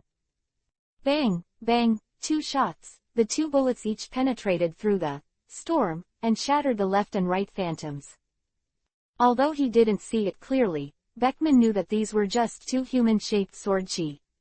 Don't doubt Hawkeye's swordsmanship, as long as he wanted to, any shape would be fine. Chapter 751 Decide the Winner. Beckman and Hawkeye knew each other to a similar degree. Since Hawkeye can understand Beckman's plan, with just one glance from Hawkeye, Beckman can know what kind of bad water is in his stomach. Hawkeye is a pure swordsman who has been on the road to become the world's greatest swordsman.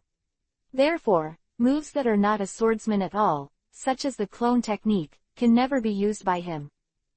No matter whether there are 3 heads and 6 arms, or heavy sword shadows, these are the multiple phantoms left by the swordsman's quick slashing or the appearance of being condensed by the sword energy. It is estimated that the 2 figures are the same, but they have been processed by eagle eye art, and combined with some tricks. For Beckman, the real question is whether this is one sword chi or 2, whether Hawkeye will think backwards and hide himself in one of them. It's not realistic to ignore these 2 figures. The forward swing is such a long slash, and the speed bonus brought by such a long sprint is a big trouble for Beckman. Especially when he was trapped in the blade storm, and his actions were somewhat constrained. When Beckman reacted, the real Hawkeye had already arrived from the front with a sharp-edged sword aura. From the very beginning, Hawkeye didn't plan to take this opportunity to sneak attack. Throughout the game, you can see that Hawkeye was trying to force out 2 bullets from the Beckman rifle. Breathing out the dazzling 40-meter sword energy, even a blind man can feel the looming pressure. Like cutting a cake, the entire blade stormed and the Beckman inside had to run away. After exhausting the remaining cigar in one gulp, Beckman sternly crossed two rifles, one large and one small, to resist the falling slash. Beckman's body froze, and with him as the center, the ring was sunk by a huge force. Cobweb-like fissures spread out from under his feet. The closer to the center, the denser the fissures, and Beckman's feet dipped deeper into the ground. The sword chi gradually dissipated, and the armament hockey on the rifle was already fragmented. With a strange cracking sound, Beckman's face darkened, and Hawkeye was ecstatic. Pulling out the foot that had sunk into the ground, the raised dust splashed on the two of them, and Beckman flew with a kick to take the life of Hawkeye's little brother. At this time, Beckman can't control so much anymore. I think he will understand him after the Hawkeye game. Hawkeye. God's understanding. I treat you as a friend and you threaten my little brother. There is a word MMP in my heart. I don't know if I should say it or not. Seeing the pair of dog legs that were constantly approaching, Hawkeye had the urge to chop him up to feed the fish. Hawkeye thought so in his heart, and his body showed the same honesty. The uninjured left hand fell, the long sword pinned to the right waist was unsheathed, and it took Beckman's outstretched leg. Come on, understand, hurt each other. Who knows, Beckman is just a false shot. The long sword in Hawkeye's left hand didn't cut anything. He was caught in Beckman's trick. Without his left hand, only relying on the injured right arm, Hawkeye's cross sword could not suppress Beckman at all. A huge force came, and the cross sword was set aside far away. Beckman took advantage of the situation to pull out the other leg, and ran without looking back, quickly opening the distance from Hawkeye. The furious Hawkeye was chasing after Beckman, and the cross sword was wildly swung by him. The number of times I was played by Beckman was not once or twice, but in front of such a person, my IQ was crushed, and Hawkeye's face burned badly. Those who use guns are old men. The heart of playing tactics is dirty. These two sentences are correct. Beckman is both a master of tactics and a master of guns. Adding the two together, Hawkeye came to a conclusion. Hawkeye, sure enough, Beckman, you're still dead, I'll help Shanks get the position of One Piece King of Pirates. It stands to reason that Hawkeye's calmness would not be affected by this kind of provocation, but the great swordsman who had only swords in Zhang Jin's heart had already sprouted his heart. In addition to the fatigue caused by the fierce battle during the labor time, Beckman seized this loophole. At the moment, the two are like the relationship between a bereaved dog and a hunter with broken legs. Perhaps the previous battle between the two was too immortal, but the current appearance is closer to ordinary audiences, giving them a real feeling. For a time, the arena was full of joy. Beckman is not as fast as Hawkeye and will eventually be caught up. Using the time he bought, Beckman checked the diners as his main weapon. Sure enough, there were some tiny cracks on the barrel, not many, but enough to be fatal. The lifespan of this rifle has reached its limit. After thinking for a moment, Beckman loaded bullets for it. You still want to use this to shoot, you don't want to live anymore, aren't you afraid of blowing up? That's all the more reason to arrange a decent retirement ceremony for my old buddy. After a brief conversation, the two stood up again. Both of them were ready, and the next wave was to decide the outcome. The cross sword was held by Hawkeye's hands and dragged diagonally to the left, and his movement flashed like a ghost, approaching Beckman. Hawkeye was slow to show his sword, and the distance was getting closer and closer. Beckman's eyes almost turned into sharp triangles, and the killing intent pervaded him wantonly. Suddenly he pulled the trigger straight ahead, because Hawkeye appeared. Crazy. Seeing that Beckman really dared to fire this shot at close range, Hawkeye shouted. Obviously it was Hawkeye who had just appeared, and he suddenly fell down, and the sparks spurted from the muzzle rubbed his hair and flew over. The cross sword slashed a white light, and the damaged rifle was cut off by Chigan from the middle position. The chopped-off barrel exploded in the air, including another bullet still inside. Beckman even dared to put special bullets in it. This is a rhythm that is too long to even have a whole corpse. The first danger was solved, and the Great Cross was about to make a difference when Beckman's trumpet rifle hit the sword, bouncing it off Hawkeye's hand.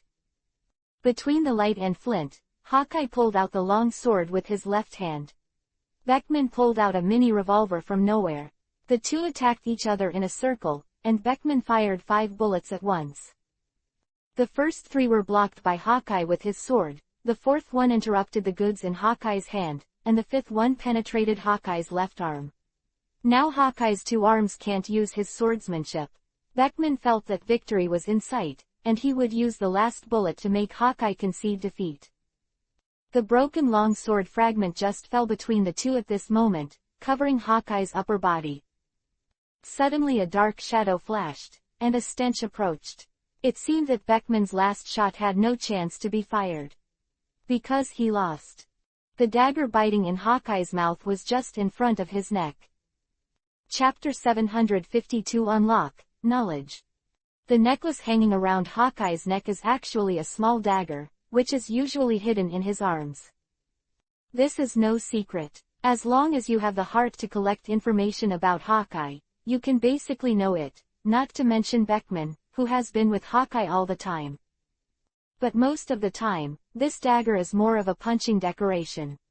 Because of this, Beckman relaxed his vigilance, allowing Hawkeye to take advantage of it at a critical moment. You must know that in the world of pirates, although the 3 swordsmanship or mouth swordsmanship is not used much, it is not a patent unique to Zorro. The turning point of Beckman's victory lies in the 3rd gun he secretly prepared, and because he ignored the threat of the 3rd sword on Hawkeye's body, he lost the game he could have won. It can be said that the loss was not wrong. The scene just now was recalled in Beckman's mind like a replay. Beckman found one crucial thing, the most important factor in his tasting failure. Why did the broken long sword shard land in that position at such a good time, blocking Beckman's sight? Coincidence or intentional? Could it be that your partner has learned to fight with his brain? Are these planned? Beckman gave Hawkeye a dubious look, and finally attributed the reason to the opponent's strong fighting consciousness. Forget it, since the game has been lost, the answer is very important, and what can I do if I know it? Because Hawkeye clenched the dagger tightly and couldn't speak normally, he was waiting for Beckman to voluntarily admit defeat. Seeing that Beckman did not move for a long time, Hawkeye was a little anxious. No, the Beckman he knew was not the kind of guy who wouldn't admit defeat, so what was he doing? Quickly admit defeat to him, the dagger bites Hawkeye's mouth uncomfortably. Armament Hawkeye's dagger against his neck pulled Beckman's thoughts back to reality. Raising his hands, the revolver in Beckman's hand fell to the ground following the previous small rifle, leaving only the rifle with its barrel cut off in his hand. Hawkeye, who received the signal, withdrew the dagger, and there was no dangerous object in his throat. Beckman also voluntarily chose to admit defeat. This time you won. Of course, this is not surprising. Hawkeye was like reskinning, but the pain in his arms and the exhaustion of his body made him sit on the ground. Beckman snorted coldly, but with his character, he wouldn't argue with Hawkeye at such a time. He took out another cigar from his arms and lit it, and looked at the old man who was completely destroyed in his hand with some melancholy. The rest of the arena is entirely celebratory mode. In the auditorium, the guns and swordsmen were still battling to each other, but because Beckman was narrowly defeated, the swordsmen's guys were more confident and fiercer. After the master of ceremonies announced the result of the game, he made a bunch of other things, nothing more than a summary, a hot atmosphere and a preview of tomorrow's game.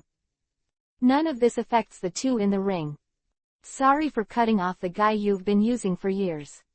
It's alright, I won't break one of your swords, so I don't owe each other. How can it be the same? This is just a temporary purchase, but yours is the main weapon. It's good that Hawkeye didn't mention it. After saying it, Beckman couldn't help but rolled his eyes at him. Yo, it turns out that you still have some AC numbers in your heart. But this is not an excuse. Hawkeye just went to break the rifle every time, don't think Beckman doesn't know. Knowing the law and breaking the law, the crime is one more class. Beckman has secretly put an eye drop on Hawkeye in his heart. Next time you have a chance, you must shoot this guy behind the back. It just so happens that this is Calgary, North Blue's largest arsenal. I'll pay for it, and I'll definitely buy you a better one. Perhaps because of some ominous premonition, Hawkeye's inner guilt made him want to make up for Beckman. Okay, a nonchalant reply. Hawkeye was a little dumbfounded. Under normal circumstances, Beckman shouldn't shirk first. How could he agree so readily? The guilt in Hawkeye's heart instantly diminished a bit. The purpose of Beckman's participation in the martial arts tournament is to ask the tournament team to help him build the best gun. Although it did not get the top 3 rankings, the goal was achieved. Hawkeye wants to be Santa, and Beckman can't stop him. So, did Beckman really lose this game? From the end result, Beckman said he did not lose at all. Beckman is not at a loss, but Hawkeye made a profit, so who is at a loss? This is a problem. For the result of the battle between Beckman and Hawkeye, other forces are very happy to see it. In the next action, the red-haired pirates with the 3 major forces of Shanks, Beckman and Hawkeye are undoubtedly the biggest unstable factor. Now, 2 of the 3 basic friends of the red-haired pirates have been severely injured because of their bloody fight for the place, and they have almost advanced the competition for Vegapunk. If it weren't for the arena, these forces would all want to fire a salute and open a champagne to celebrate. The pattern was broken. If these people knew that Chinluo had a way to heal the wound quickly, none of them would be happy. The game, Chinluo received a notification from Orochimaru, and Vegapunk volunteered to meet Chinluo. The specific reason, Orochimaru did not elaborate, but he gave Chinluo a hint. 0. A devil symbol.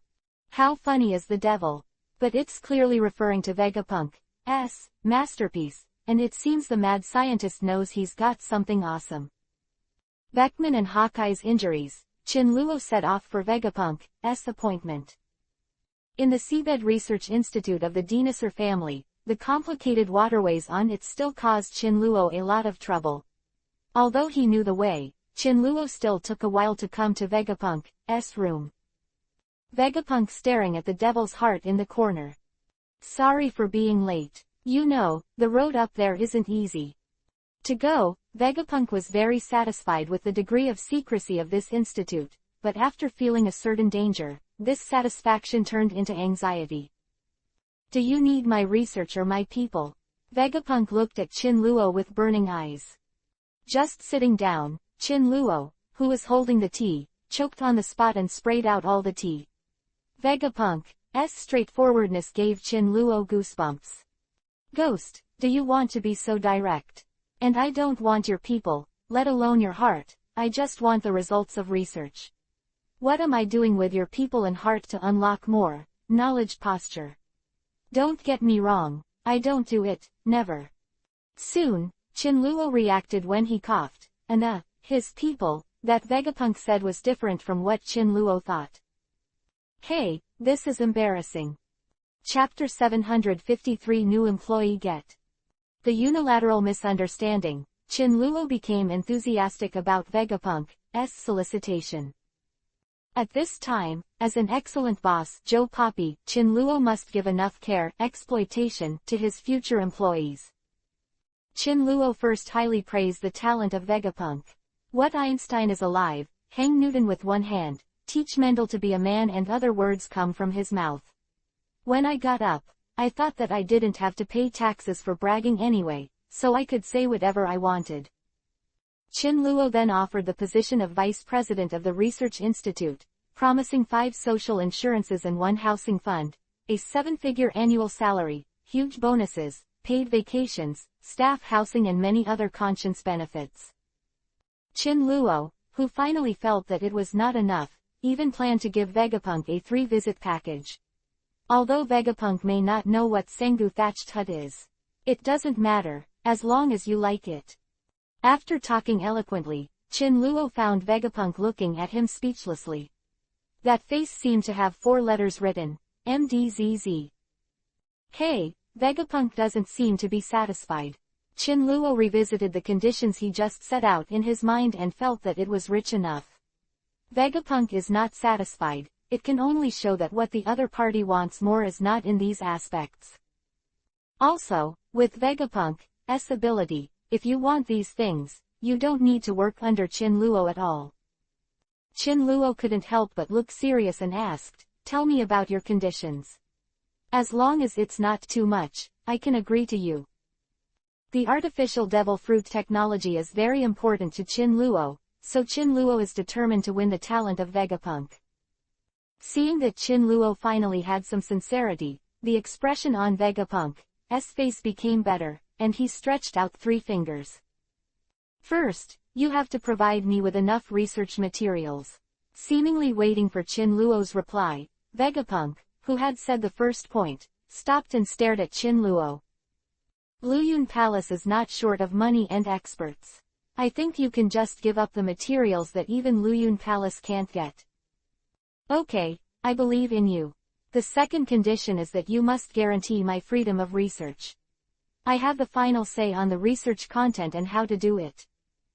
Vegapunk is willing to work under Chin Luo, but he wants to change to a more stable place.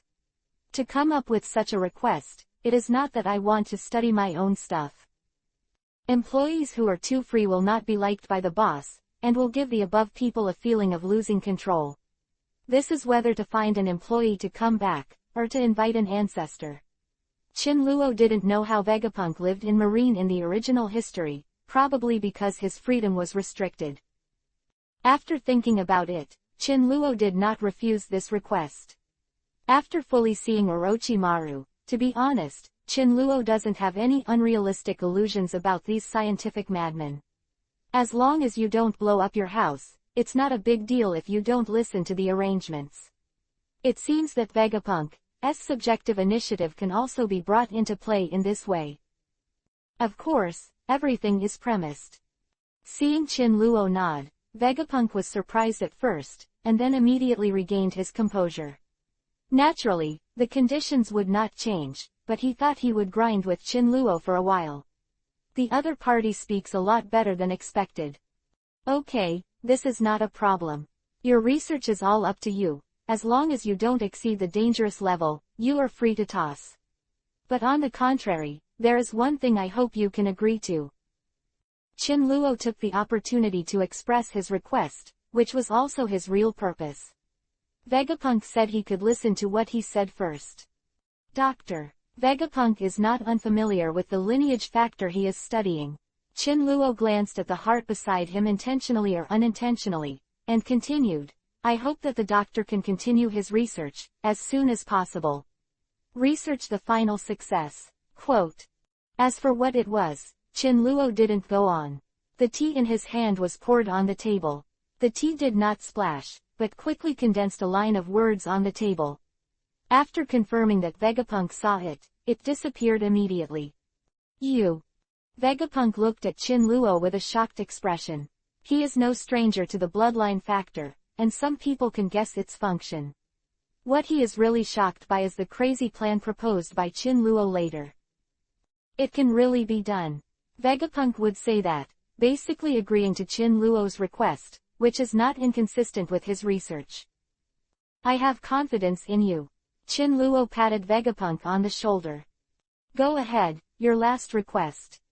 Vegapunk laughed self-deprecatingly, pointed to the heart in the glass container and said, "Protect me to finish it." "I am afraid," Chin Luo teased. Vegapunk is not stubborn, and worshipping the mountain is not a need for protection. "You may not know what you've made, but it's best to stop. The law of death shows that whoever kills will eventually die." Chin Luo was not alarmist. It was because all the signs and data showed the danger of continuing the experiment that Vegapunk finally fell to Chin Luo.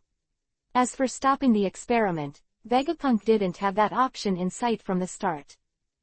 If Vegapunk was so persuasive, it wouldn't be Vegapunk. "Even you can't handle it.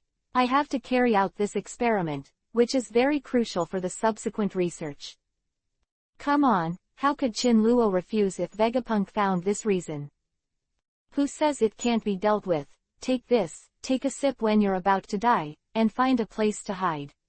Chin Luo took out a small crystal bottle from his arms and threw it to Vegapunk. The dark red substance in the crystal bottle is a life-saving medicine made by Orochi Pills after researching Qinluo's life force orb. There is also an alarm function inside. As long as someone uses it, Qinluo will know it as soon as possible, and use it as a coordinate to come quickly. Qinluo guessed that Vegapunk probably wouldn't use this thing. After the experiment was completed, Orochimaru would replace him and appear in the research institute. Giving Vegapunk a 4.9 bottle is just extra insurance. When will it be completed? Is there a definite time? Qinluo asked. The day after tomorrow or the day after tomorrow. Vegapunk gives a range. Qinluo did the math, it happened to be the time for the semifinals.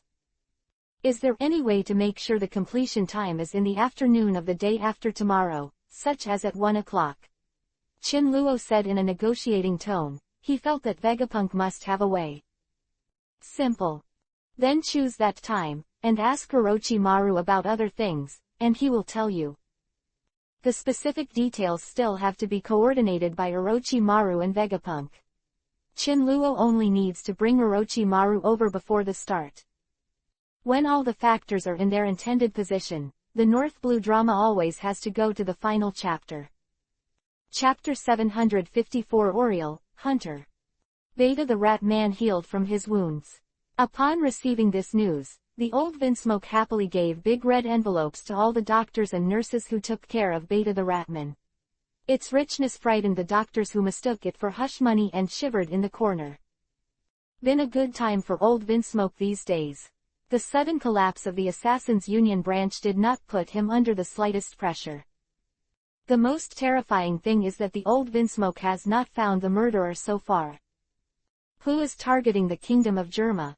How did the other party silently destroy an entire killer guild without leaving a trace? No one can provide the answers to these questions, and all clues are like a rock in the ocean. Old Vinsmoke cautiously retracted his claws while remobilizing his staff from other places, fearing that another, killer union, would suddenly disappear. In addition, Germa Kingdom is also facing pressure from several competitors, all of whom are eyeing each other to grab food in his bowl. Ratman Beta is a key part of Vinsmoke's father and son's plan. Now that Ratman Beta is healed, old Vinsmoke can't wait to start the plan ahead of schedule that night. It can be seen that the old man of 11 is really being forced to suffocate.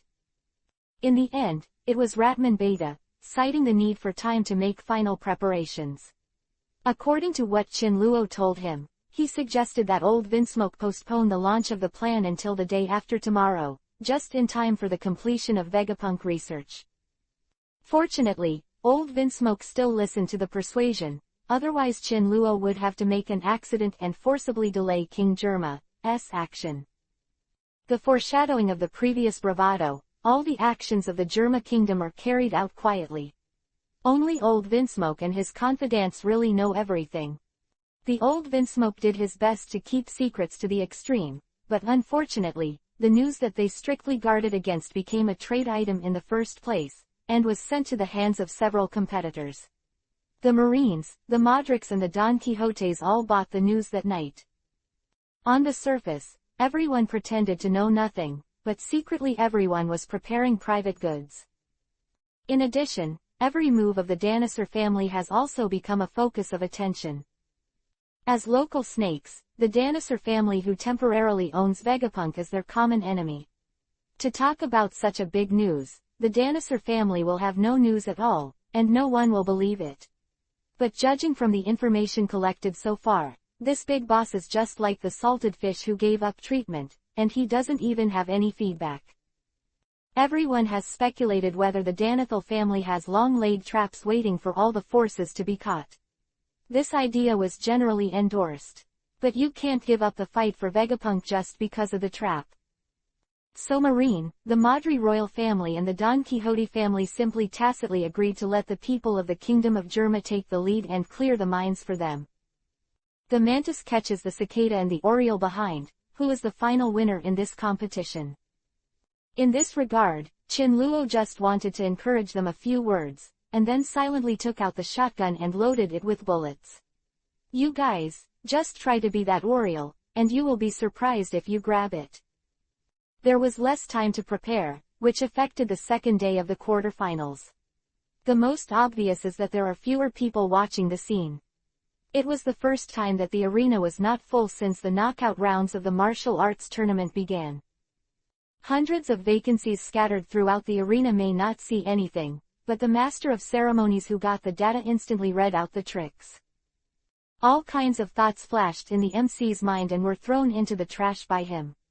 He didn't mention it at all, as if he didn't notice it. Smart people want to live long, they must first learn to play stupid. 2 games in the morning. The first was a fight between 2 devil fruit power users.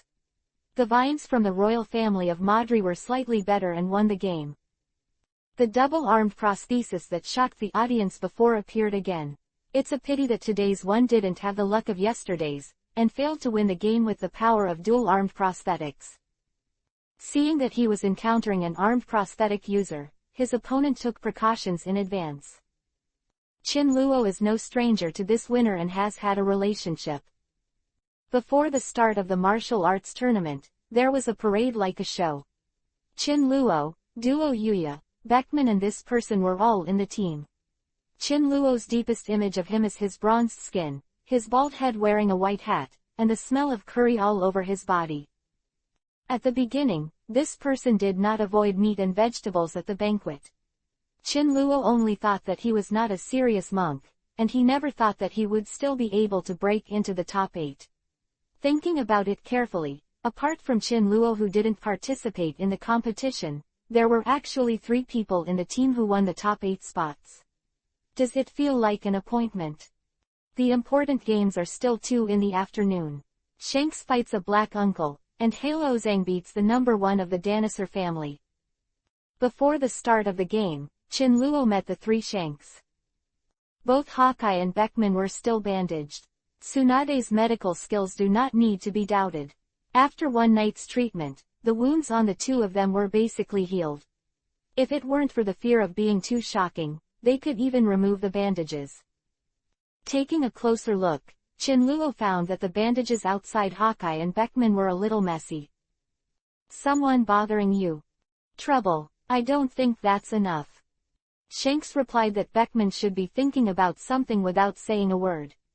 Hawkeye threw a 650 apple into the air, and a small dagger stabbed out. The falling apples were divided into 4 parts, peeled and made into rabbit apples. Chin Luo's eyes twitched involuntarily. This was the Hawkeye he knew. Do you have something to hide from us? Beckman said suddenly. Why do you say that? You asked us to come to North Blue. It's not like you asked us to participate in the martial arts conference. Before, you asked us to help with acting, and the reason was not detailed with us. And Beckman was hesitant to say anything, in short, as if I had a lot of evidence to prove that you guys are going to do something. Well, being smart isn't always a good thing. It's not that Chin Luo doesn't trust the 3 of Shanks, but that something is really inappropriate for them to know. Once involved in many things in Luyun Palace, Shanks and others can only choose to be one of them. Let Shanks abandon the free sea and the dream of One Piece, King of Pirates, and work for Chin Luo. Impossible to think about. Roger is just an example. He was forced to become Chin Luo's intelligence chief. As for the red-haired pirates, it would be more interesting to let them be the 4th emperor. Shanks, you have an excellent co-captain. But there are some things we can't let you know for the time being. Chapter 755 Black Uncle. Is Chin Luo's rejection not firm enough? After that, Beckman still caught Chin Luo. Beckman is a candy cane. He uses various methods to try to get the information he wants from Chin Luo. Chin Luo was questioned, looked at Shanks with pleading eyes, and got a warning from the helpless stall. Beckman is usually relatively calm, but once he becomes curious, it will definitely break the rhythm of asking the question to the end. In the end, Chin Luo threw a, "Be careful," to Shanks and fled. You are the devil. Hawkeye, who had not spoken, looked at Beckman with surprise, as if he had recognized this person for the first time. Chin Luo always had a mysterious and powerful label in the eyes of Shanks and the others, but he was scared away by Beckman. Your mouth is much better than your spear skills. Hawkeye obviously didn't know what it meant to humiliate himself, and was still taking the opportunity to mock Beckman, who was fully open. The guy who only has a sword in his head, he doesn't understand even if I tell you. This is completely naked disgust. That's not good. Only by seeking the sword wholeheartedly can you be the world's #1 great swordsman. Beckman put his hand on his forehead. He found it difficult to chat with single-celled creatures. Shanks, what do you think?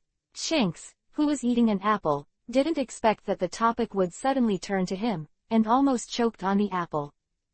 I think what Hawkeye said makes sense. That's not what I'm talking about.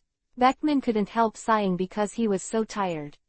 I don't want to say, there must be his reasons, he will not harm us. Shanks said slowly with a straight face. Chin Luo called the red-haired pirates, and really just wanted them to fill the hole and attract firepower on the table by the way. But Shanks and the others would not simply think so. The information Shanks got from Chin Luo was limited to the employment tasks arranged for them a few times.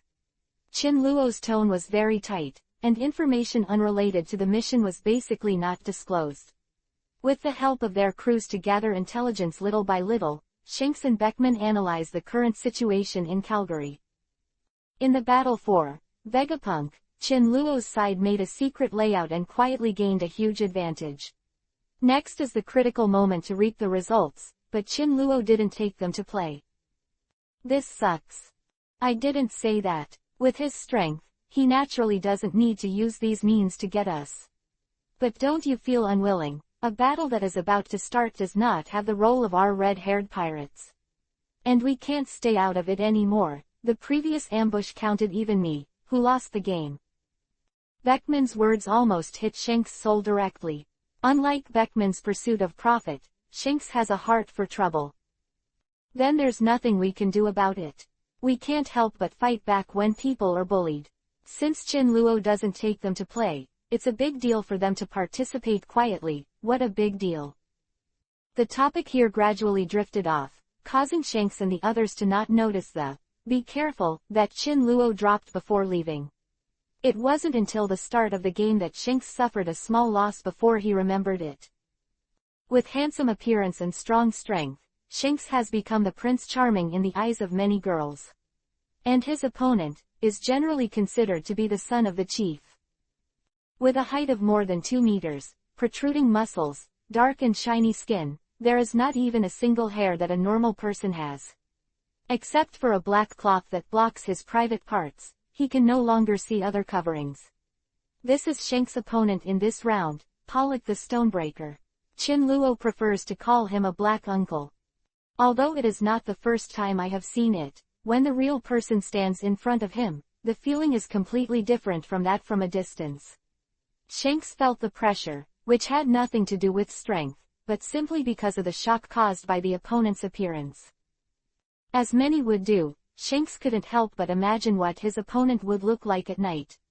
That would definitely blend in perfectly into the night. Shanks' eyes gradually became subtle, and the corners of his mouth rose, as if something interesting was happening. Shanks' thoughts were suddenly interrupted, and his opponent made a request for a handshake. The moment he agreed, Shanks was still blinded, because since the beginning of the martial arts conference, there had not been a handshake session, and the question marks between the players were limited to self-introductions in the air. Why did he agree so out of nowhere? Shanks blamed it on his inner embarrassment and a guilty conscience of being caught for doing bad things. Shanks' spirit was erratic, and he didn't notice the stern look that flashed across his opponent's eyes. The moment the two shook hands, an electric shock-like pain came out. The black uncle's hand clamped Shanks's hand tightly like tongs. The enormous force even made the bones screech hard. Suddenly, Shanks injured his right hand before the start of the game. Biting the cries of pain into his teeth, Shanks wouldn't let it go, and he didn't take his hand away. It is a blessing to suffer a loss. Others have prepared such a big gift for Shanks. If he doesn't repay the other party well, his conscience will feel bad. The upcoming battle, the powerful red-haired pirates related to the Dinosaur family, has become a bit of an eyesore. there are not a few forces who want to solve them in advance. Pollock also took a similar task, and from the beginning, he attacked the purpose of killing Shanks. Shanks is even less polite to such a guy. All the power was mobilized by Shanks to his right hand, and this time it was the Black Uncle's turn to bark. "Excuse me, Lord Pollock, do you always drive armament hockey when you walk?" Armament hockey is black, and the sarcasm in Shanks' words is self-evident. The smile gradually disappeared, and Shanks and Pollock didn't even bother to pretend to be friendly. Both of them were gritting their teeth and their blue veins were throbbing. An oppressive force emanated from the two people who were shaking hands, and the floor under their feet slightly cracked. Then strength. This is the appetizer before the start of the game. The unidentified audience applauded loudly, lest the world will not talk nonsense as them. The MC didn't understand for a while why such a strong smell of gunpowder suddenly appeared between the two contestants. But he didn't intend to stop it, and this kind of game is interesting. Shanks' strength is stronger than Pollock's, but his strength obviously belongs to Pollock's advantage. It's unlikely that Shanks wants to beat him in the opponent's field. In the end, the MC broke the deadlock between the two. It's interesting to fight each other no matter how fierce the arm wrestling is. Before the audience gets bored, the MC plans to push the two of them. The signal for the start of the game was the horn. Chapter 756 Play is important. Generally speaking, the process of exhibition competitions has a fixed routine. The more common kind will be polite and warm up at the beginning. Then the two sides began to test each other. It is more ideal that the two of them feed each other crazily, and they fight inextricably, giving others a feeling of anxiety in the battle. This is mainly for the effect of the program, and by the way, there is a bit of commercial mutuality. When you find out the opponent's routine, that's when you will see the real chapter under your hand.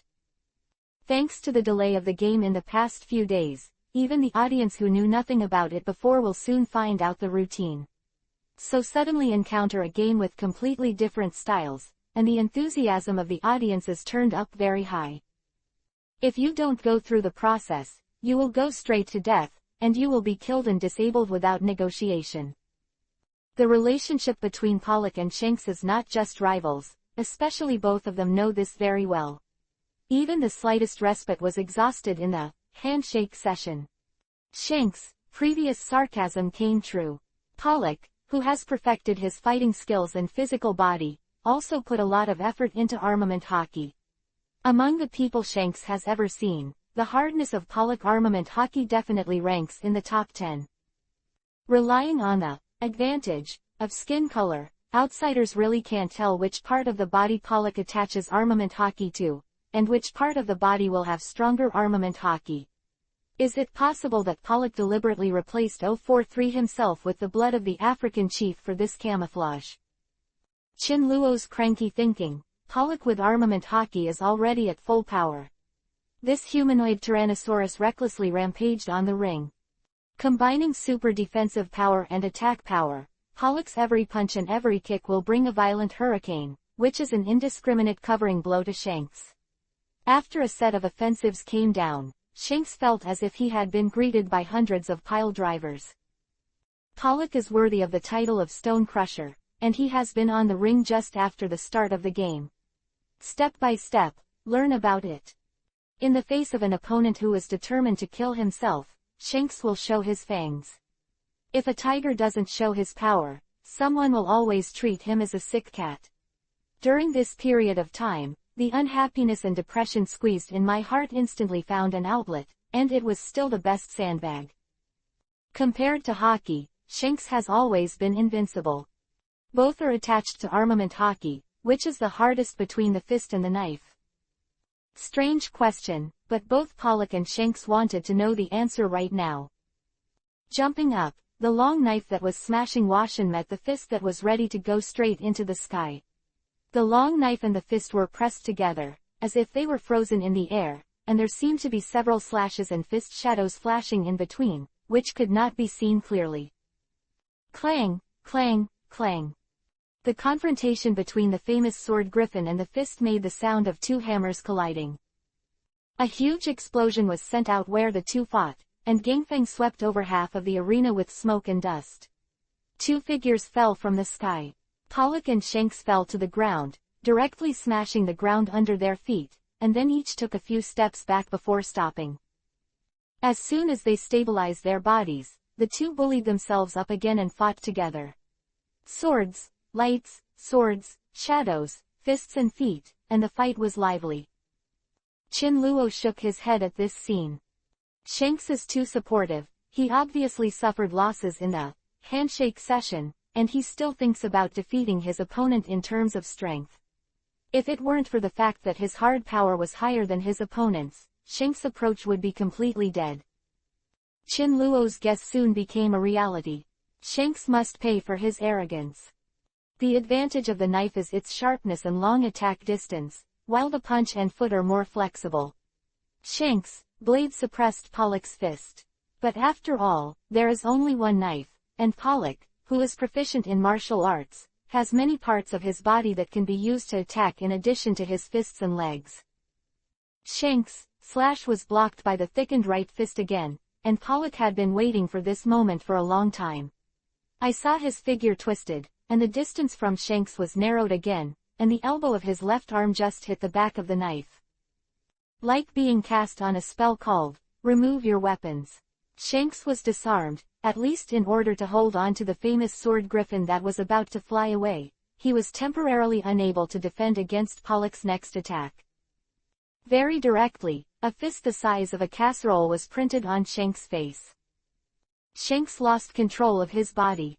Like a rocket, Shanks flew straight out, leaving many circles of mist that gradually spread on the road. You can't even imagine what Shanks went through. With so many sound cones, it can be repeated when breaking the sound barrier. At this rate, Shanks would end up pinned to the edge of the audience. Falling out of the ring also means losing the game if he does nothing. Shanks, who was rolling in the air, finally inserted the knife into the arena. After dragging all the way and making a long gap, Shanks came to a dangerous stop at the edge of the ring. To say not disappointed, the dark complexion and armament hockey mask the look of regret on Pollock's face. This Shanks is the life of a cockroach, and a punch that can pierce through a mountain falls on his face like nothing. The skull that Pollock imagined exploded, and the pictures of the broken neck did not appear at all. Pollock's task is to kill Shanks, and he will use all means to seriously injure him no matter how bad it is. The quest's reward was too rich for Pollock to refuse, but now he has little confidence. Shanks stood up swaying, his mind still a little dizzy. But in a sense, this punch completely woke him up. Wiping the blood from the corners of his mouth, he touched his face, and then a murderous aura that was stronger than before ignited. But this time Shanks was very calm. Where to fight is not to fight, but to slap in the face. Can anyone with the face fruit ability hit the face? Pollock, feel the wrath of Shanks, you know nothing of true power. In the previous battle, Shanks seemed to have his hands and feet tied to his opponent. But after he is no longer up, naturally he will no longer fight head to head. Shanks is still very experienced in fighting this kind of close combat enemy. As long as you avoid bulky or power-hungry moves and keep your distance, Shanks can play them between his palms. No matter how hard the iron lumps are, there are times when they are cut off. After the battle, Shanks gradually grasped the absolute advantage. Pollock's Last Jedi counterattack wanted to take Shanks' weapon with his bare hands. But he didn't want this to be a trap that Shanks dug in advance, just waiting for him to be caught. The sudden change of slash staggered Pollock's hands, cut off one of his ears, and the edge fell steadily between his eyebrows. Chapter 757 Strange Expectations. The white knife went in and the red knife came out, simply and neatly, beheading Pollock on the spot. I swear to God that Shanks had seriously considered the feasibility and consequences of this. 1 year simply couldn't satisfy Shanks. The idea was tempting, but had to be abandoned. There are not a few people who die in the competition due to mistakes, but malicious killing is strictly prohibited by the official martial arts conference. Shanks couldn't do a public murder unless he wanted to stink the reputation the red-haired pirates had gained during this time. So Shanks really used great determination to make the tip of the knife stop between Pollock's eyebrows, instead of going deeper and using Pollock's head to prove the sharpness of the knife's edge. Armament hockey that Pollock had attached to the surface of the skin, and blood flowed from the cut skin, dripping down his cheeks to the ground. Shanks used this method to force Pollock to admit defeat. Of course, if the black uncle still does not believe in evil and wants to fight to the death, he will use his head to compare the hardness with the long knife. For this situation, Shanks, of course, welcomed it with both hands and feet. The sword has no eyes, and the opportunity has been given to Pollock, but if the other party does not appreciate it, the audience will understand even if there is an accident. Soldiers who tragically perished in the honor of blacks are buried here. Shanks even thought about the epitaph for Pollock. Now it's up to Pollock to give him some strength. Pollock had never heard of courage, nor did he know someone named Liang Jingru. But it doesn't matter. The next moment in Shanks' expecting eyes, Pollock resolutely admits defeat. What a joke, not to mention Shanks full of killing intent. The pain in the middle of his eyebrows made Pollock very awake. Since he can't finish his mission, why should he take his own life? The sigh that followed Shanks gave Pollock a fluke of escape. What do you think? After the game, Chin Luo pointed to Shanks and asked someone to comment. Itachi, who came to the VIP room during the game. Beckman and Hawkeye have both worked with Itachi, but Shanks has never been in contact with Itachi. Like Roger, in some ways. Itachi gave a standard answer. Chin Luo was a little stunned after hearing this. An excellent examinee is stunned to be able to make reference answers to subjective questions, and there is no one else. In Chin Luo's mind, the silhouettes of Roger, Shanks, and Luffy gradually overlapped. After removing the main body's beard and the same straw hat, these three really look alike. If it weren't for the fact that Luffy's origin and Roger's death time didn't match, Chin Luo would have doubted which of Luffy and Ace was the one that Garp picked up. Don't talk about this, you come here to show that everything is arranged. Chin Luo pointed. Nodding his head, Itachi said, with our prompts, the Dinosaur family moves very quickly. Other chores, the boss's newly recruited subordinates are exceptionally capable, and he can handle them all. But Itachi looked like he was hesitant to speak. Chin Luo didn't worry about Darwin's side. This person is not lacking in skill and wisdom. The capable subordinates refer to Fatty C. I didn't expect Itachi to rate him quite high. It seems that the problem is only with Orochimaru. That's it. Let Orochimaru say it. If something goes wrong, I'm going to trouble him. Chin Luo's words made Itachi heave a sigh of relief. It's really hard to let an honest person like Itachi take care of the old oily Orochimaru. Orochimaru should have turned with Vegapunk. The red-haired pirates seem to be doing something. I need to stop it. Itachi seemed to suddenly remember something and said to Chin Luo. Don't worry about it. Whatever they have to do is up to them. It's good for us that they are more active and can attract more attention. But don't reveal our plans to them. Chin Luo guessed Shanks early on. They will do this, and he won't be Shanks if he doesn't do anything. Even if necessary, Chin Luo will arrange some extra money for them. Everything was arranged, and Itachi, who was free, simply stayed and watched the game together. Before the final round of the quarterfinals, a celebrity was in the audience. Darwin, the head of the Dinosaur family, who Chin Luo was talking about a second ago, appeared in the stands next to the Master of Ceremonies.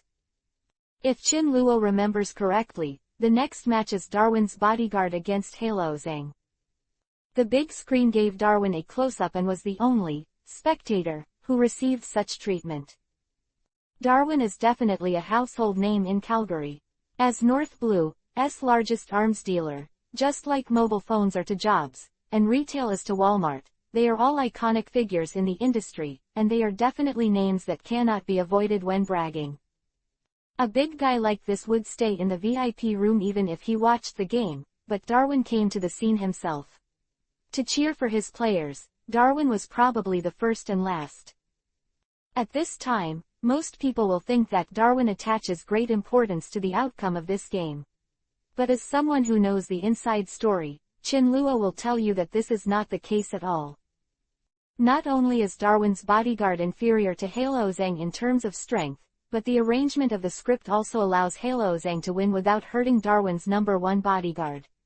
As for why Darwin did this, Chin Luo can only think that he loves acting, deliberately acting like he doesn't know anything about the current situation. It was too late, but Chin Luo didn't plan to remind Darwin. The arrow has to be on the string, and it doesn't matter whether or not to act at this time. There is a boss cheering on the spot, Darwin's bodyguard leader number one. As soon as he comes on the field, he is like a chicken blood. However, with the appearance of Halo Zhang, the overwhelming momentum made the boss buff instantly pale. Orochimaru improved again. At this time, Halo Zhang was completely different from when Chin Luo tried it out before, and his aura was more than a little bit ferocious. The hostility and murderousness that Chin Luo was afraid of, Orochimaru not only did not stop the erasure, but also let it out. What is Orochimaru doing? Making artificial monsters. Chin Luo has never seen the power of Shin Halo Zhang, but there is one thing Chin Luo can be sure of. That is, after a battle, the person in Halo Zhang will definitely die, like a drained battery. Not all people have a lifelike substitute like Chin Luo. Unlike other audience members, Darwin and his bodyguard leader number one were still very relaxed after seeing the aura of Halo Zhang. They were also immersed in the planned fake fights. Don't believe Orochimaru's integrity, but you will find that the lower limit may be refreshed every minute and every second. Hope that Orochimaru will follow the play and the Sows will be able to climb the tree. I hope number one will not be too miserable. Chapter 758 A Little Accident. The plot that followed was exactly as Chin Luo had guessed. Within 5 minutes, Halo Zhang was completely out of control, which was shorter than Chin Luo expected. It seems that the will of the manipulator of Halo Zhang is not very strong this time. Orochimaru probably sent a random subject and let him play. At the beginning, the new generation Zhang can still remember Orochimaru's entrustment. Although the attack is fierce, there is always room for it. Relying on the dinosaur parts on his body, number one and Halo Zhang fought evenly for a while. Of course, this is number one's own opinion. In the eyes of others, he is seen as a mouse hiding everywhere under Halo Zhang's attack. The parts of the Tyrannosaurus Rex on his body did not give him the slightest hockey, but were directly labeled as a rat. If number one found out, his heart would definitely collapse. But this is also impossible. Halo Zhang, I don't know when, has surpassed others and became the most popular candidate to win the martial arts conference. Before the game, many people made fun of the dinosaur family. Can't you arrange the order of the games? You can arrange a big dad for yourself. Now you can't even enter the quarterfinals. So much so that after Darwin himself was present, this kind of joke-watching mood reached its peak. Come to think of it, after the fiasco of number one, Darwin's face will definitely be very exciting. To have such a windfall is not in vain to watch a game without suspense. If you listen carefully to the words, you can see that Zhang's breathing is getting heavier. It's not because of lack of physical strength, but because the manipulator of Halo Zhang is starting to lose his mind. Without the level of willpower of Chin Luo and Orochimaru, the manipulator couldn't even feel the ill will, so he interfered and got lost in it, until his entire consciousness was swallowed up by the hidden animal nature. In this process, the operator is mentally tired. 5 minutes, that's a hurdle, both for number one and the manipulator of Halo Zhang. At the same time, a small accident on the field, as a turning point, represented the end of the two people's play. Number one has good teeth, and his jaw also inherits the bite force of Tyrannosaurus Rex. Coupled with the limbs that have the strength of the Tyrannosaurus Rex's hind legs, the number one armed prosthesis is a sincere work by Vegapunk. But this is not the reason for number one to bite the Halo Zhang Zen staff. Successfully destroying the opponent's weapon, number one did not secretly rejoice, but looked at Halo Zhang innocently like a pupil who made a mistake. Number one feels guilty for breaking his own weapons. Unfortunately, number one's apology didn't work, and he responded with a huge fist. With an inexplicable anger, the unlucky bastard in Hai Lao Zhang's body completely lost his consciousness. The tyrannical killing intent recklessly dominates the monster named Zhang. It hurts, it hurts. Number 1, who was flying in the air, was full of pain, and he felt his face collapsed. And that was just the beginning of his disaster.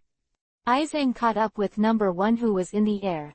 Unlimited packages of friendly posing Yangquan and unrecognizable feet are selected, and the top technician Hai Lao Zhang will serve you.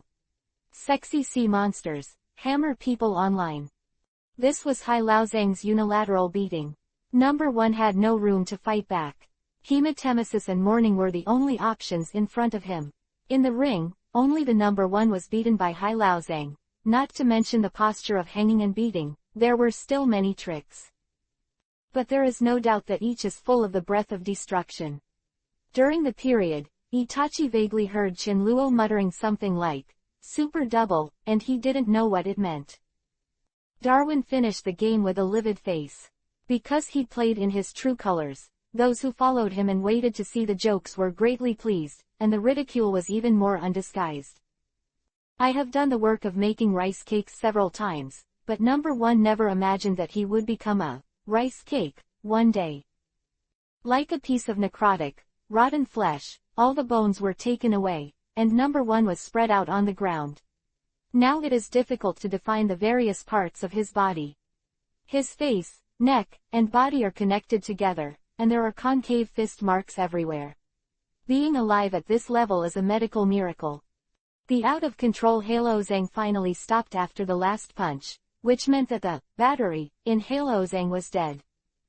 Hai Lao Zhang's victory was impossible to escape, but Qin Luo was curious how Orochimaru was going to end it. Azo's loss of control was a foregone conclusion, and Orochimaru couldn't have foreseen it. Now Hai Lao Zhang, who has lost his controller and energy, stands motionless on the ring like a sculpture, and he will definitely be suspected after a long time. At this time, a team of ambulance personnel came to the ring, and one of them, Qingxi, seemed to be going to check the situation of Hai Lao Zhang. For some reason, Qin Luo smelled a snake smell from his enchanting walking posture. Orochi pill. Qin Luo pointed at the stunned young man in the ambulance team. It's just a clone. Itachi was obviously more familiar with Orochimaru's approach than Qin Luo. Qin Luo immediately expressed his understanding that avatars are indeed a convenient ability for ninjas.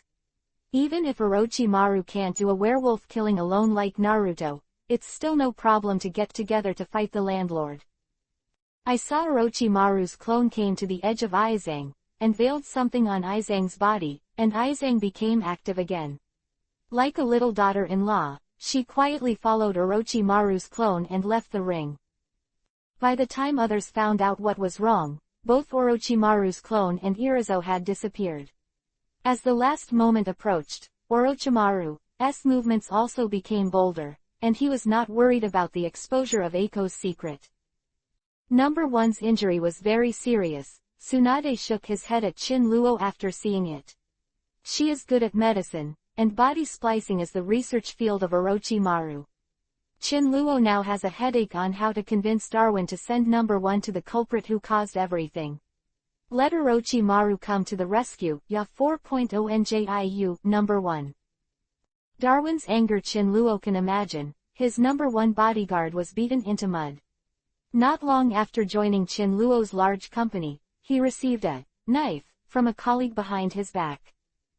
Qin Luo didn't dare to tell Darwin that Orochimaru was unintentional, and could only throw the blame on Hai Lao Zhang's controller.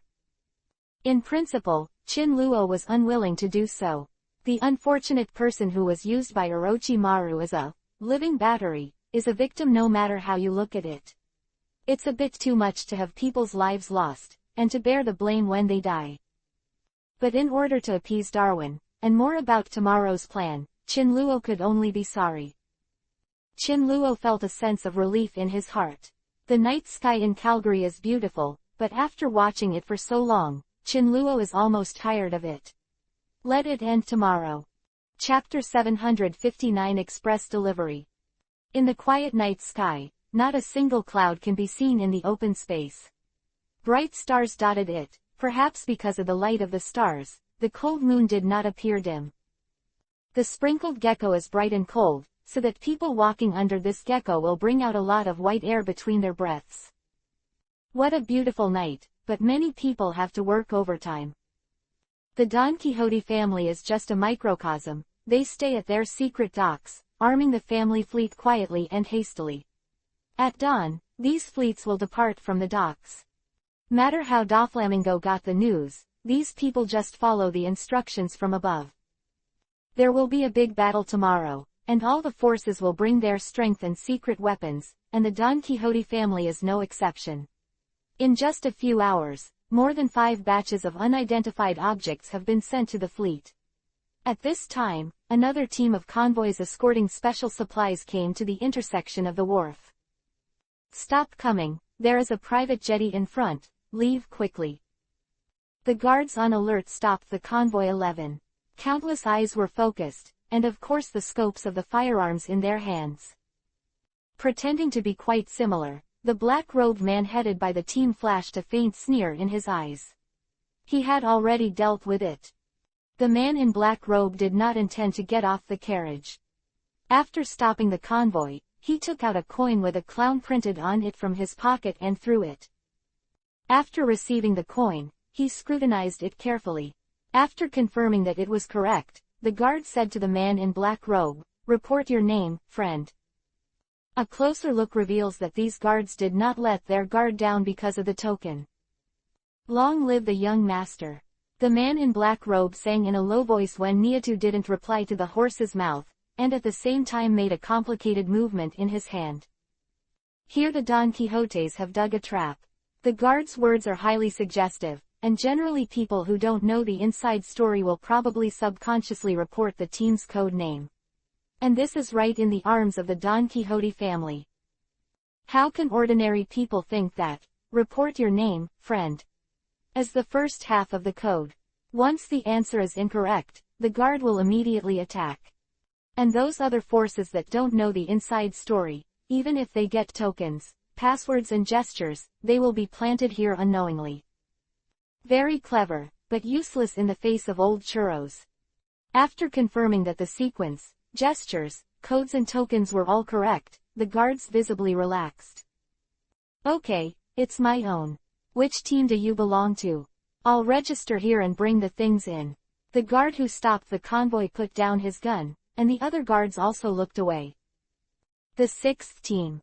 I found it. You are Lord Torapal's subordinates. Wait, you shouldn't have 5 cars, why are you missing one? There is a car 100 meters behind. It is said that the wheel suddenly broke, and it should be coming. Just after the man in black robe finished speaking, a carriage was approaching. No need to say hello, the guards have already surrounded the new car. When the other 4 carriages that were released drove into the port, the man in black robe showed a mocking smile on the corner of his mouth. People are always like this. When the team is separated, they subconsciously think that the passive hands and feet must be the part with a small number. And the old fox, who is well versed in people's hearts, will seize this point and do the opposite, taking control of the 4 convoys in front, and mixing his own private goods into it. Attracted by the vehicle behind, the guards let it go without checking it carefully.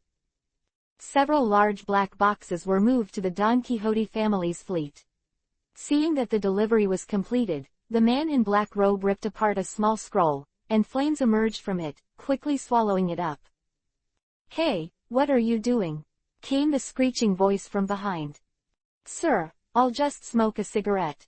Nervous, non-existent. When the black-robed man turned around, he already had a lit cigarette in his hand. Go on, don't smoke here. If something goes wrong with the young master, you can afford it.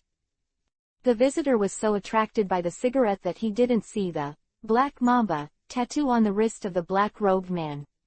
The black mamba, the symbol of a well-known killer in North Blue. Undersea Research Institute, Vegapunk's room. Vegapunk and Orochimaru are discussing the demon heart in front of their eyes together, obsessed.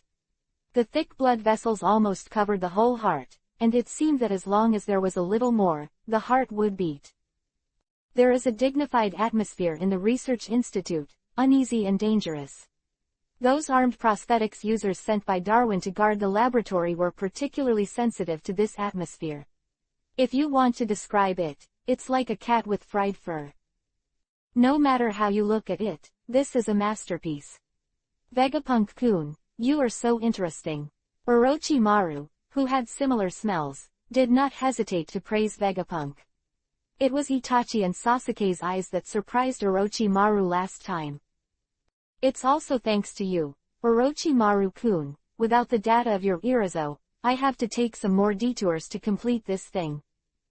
After a wave of business exchanges, the two made a lot of guesses about this heart, and they could not wait to start experiments immediately.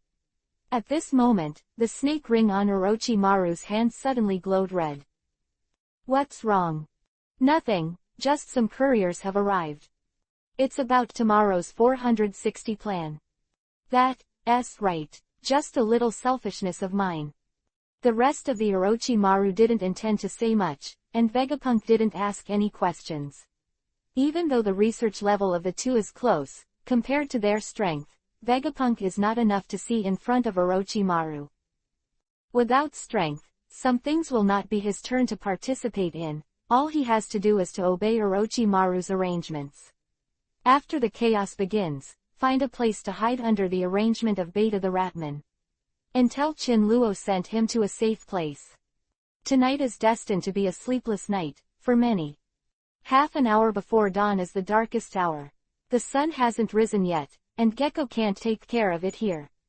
Countless fleets set off at this time, drove out of the dock, and hid somewhere in the sea. In the quarterfinals, the senior executives of the tournament team hurriedly blushed. This is a very helpless thing. As the four players in today's competition, there are only Tayuya and Hawkeye.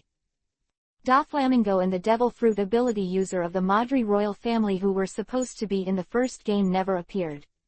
In addition, Kuzan, who was invited as a guest, disappeared. Now that the game is about to start, they can't temporarily make 3 fakes to fool the audience. There's no point in waiting, these 3 are all floating at sea now, and it's no wonder they can come back. Chapter 760 Feed shit in the disaster to come. Contact doesn't work. The Don Quixote family and the Madri royal family lost contact, which caught the event a little bit by surprise. In a hurry, the tournament team could only make plans to let Tayuya and Hawkeye compete first. It's not a solution to the problem, but that's what tournaments can do now. Now they are soliciting opinions from Tayuya and Hawkeye. A little doubt aside, Hawkeye has no problem with playing first. In other words, in the battle with Tayuya, Hawkeye is full of various complex emotions such as anticipation and apprehension, and it is also a good choice to start early. Do you still remember the promise you made at the beginning?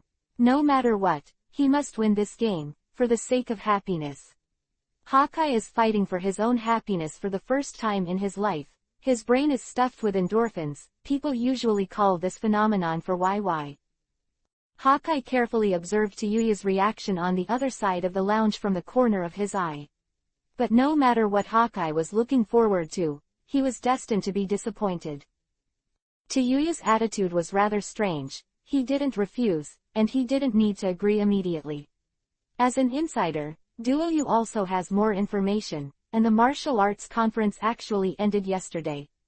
There won't be any subsequent games, at least this one. It was another half an hour after Hawkeye and Tayuya stood on the ring, during which the event team kept giving the audience an explanation.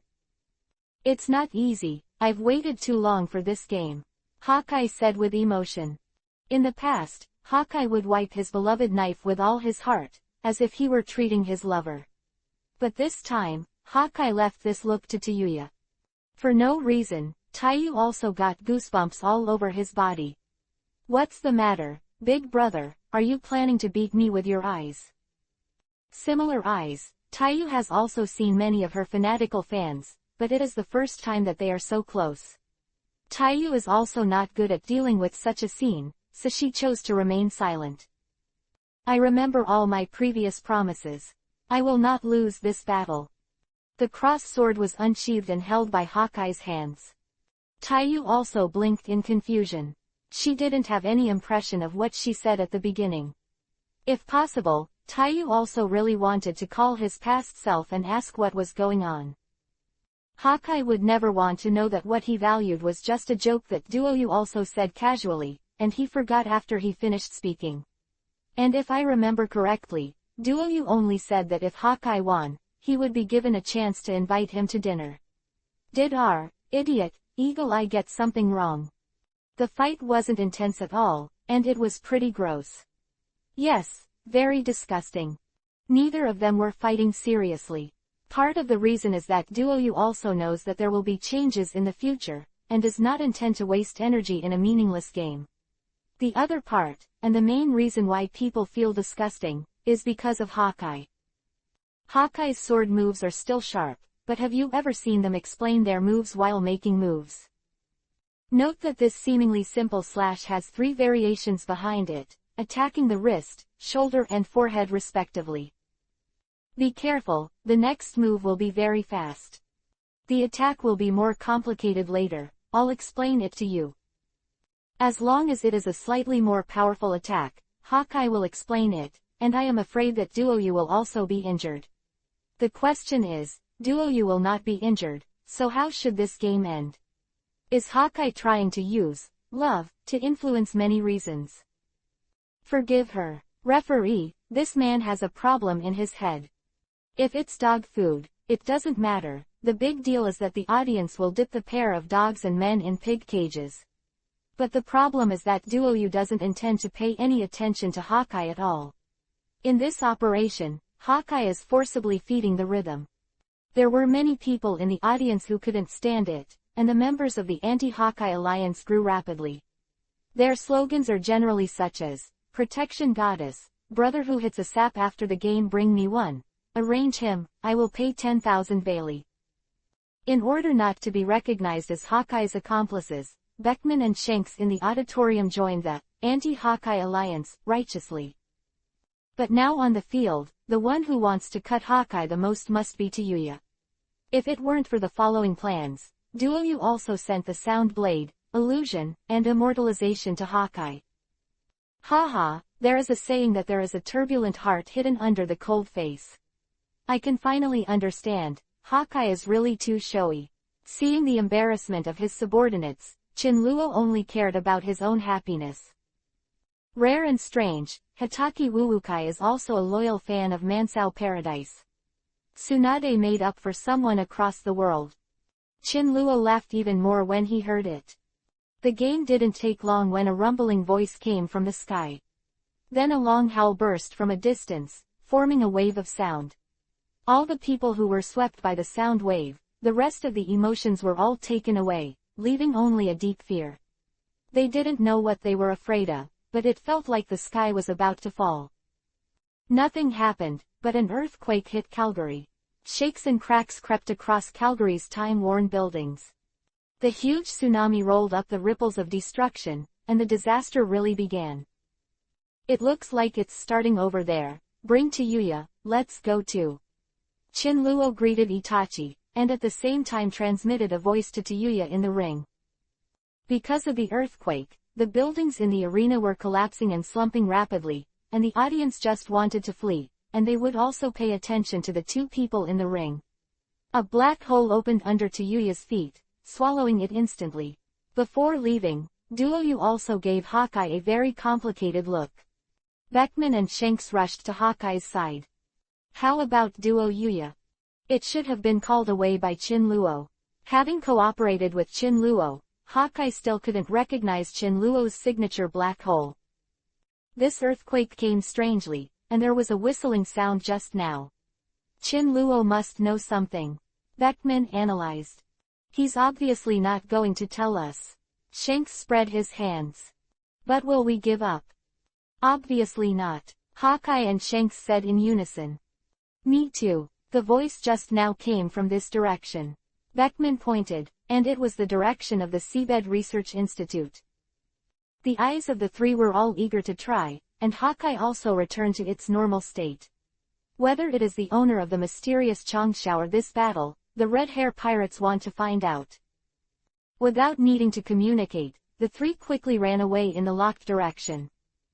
On the other side, Qin Luo, who left with Tayuya and Itachi, teleported to the Undersea Research Institute for the first time, and sent Vegapunk, who was hiding, back to Dragon Palace City. Chapter 761 Break the Port. Time went back to an hour before the whistle. The Don Quixote family can buy patrolling guards in a short period of time. There is no reason why the Kingdom of Germa can't do it. Darwin's self-imposed tight line of defense was infiltrated by several forces to the point of not leaving any slag.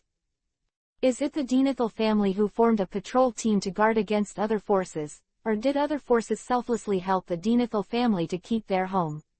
This is a problem. The help of the Inner Ghost, the fleet of the Kingdom of Germa approached the island of the Undersea Research Institute very easily. Teams of soldiers from the Kingdom of Germa and assassins from the Killer Guild lurk onto the island in the form of water ghosts. The bribed patrol boat was instructed to head to the island's port. The younger brother of the fifth team, "It's not time to change shifts, what are you doing back here?" With such a roar from the sharp-eyed man, the port guards turned their attention to the nearby patrol boat. Looking at the flag on the boat, it was my own. What they wondered was what the fleet was doing. Called his younger brother, the captain of the patrol boat sneered at the corner of his mouth, waved his arm, and the already loaded cannon aimed at the port in a salvo. At Port 277 were not dispatched, the post on the shore, the building where the command center was located, and other fortifications became the site of artillery fire. Of course, there is also the guy who just yelled, "This is special care."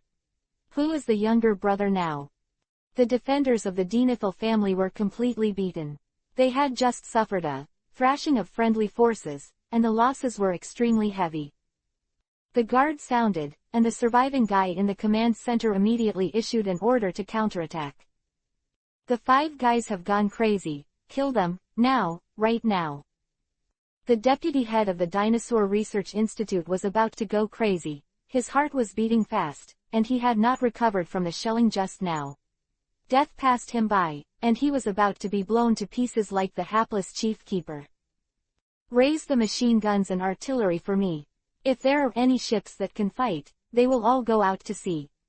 The 4th team, the 6th team, let them get back quickly. And inform the following." The unfinished order became the swan song of the deputy warden, and he would never have that chance again. The terrified deputy guard tightly clutched his neck, but he couldn't stop the blood gushing from inside. In the end, the deputy warden fell to the ground and died.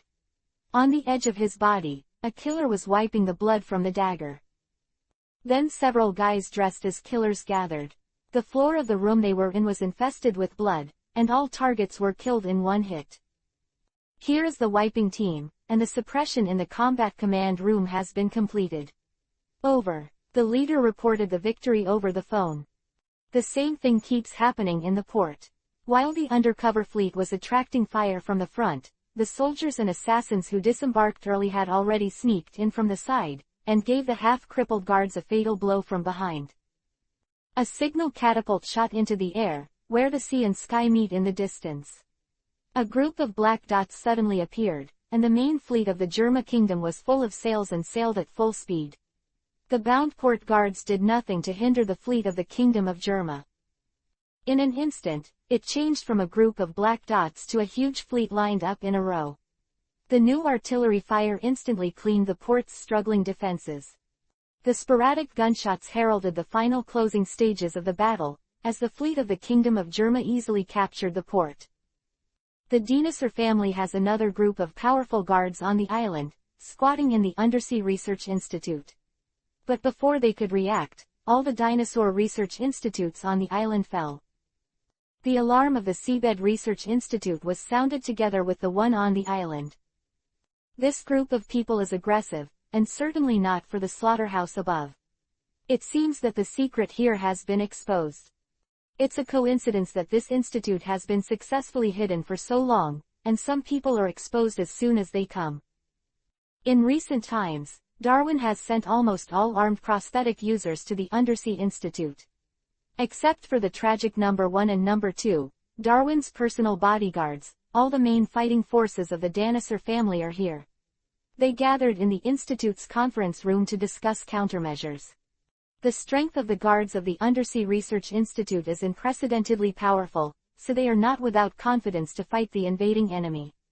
It's a pity that they don't know that the huge fleet above is only the first batch of enemies today, and the Marines, the Madri royal family, and the Don Quixote family haven't appeared yet. Shut up. What's the point of arguing at such a time? It's better to think about how to deal with the enemy above when you have time. A grunt interrupted the not-so-good atmosphere.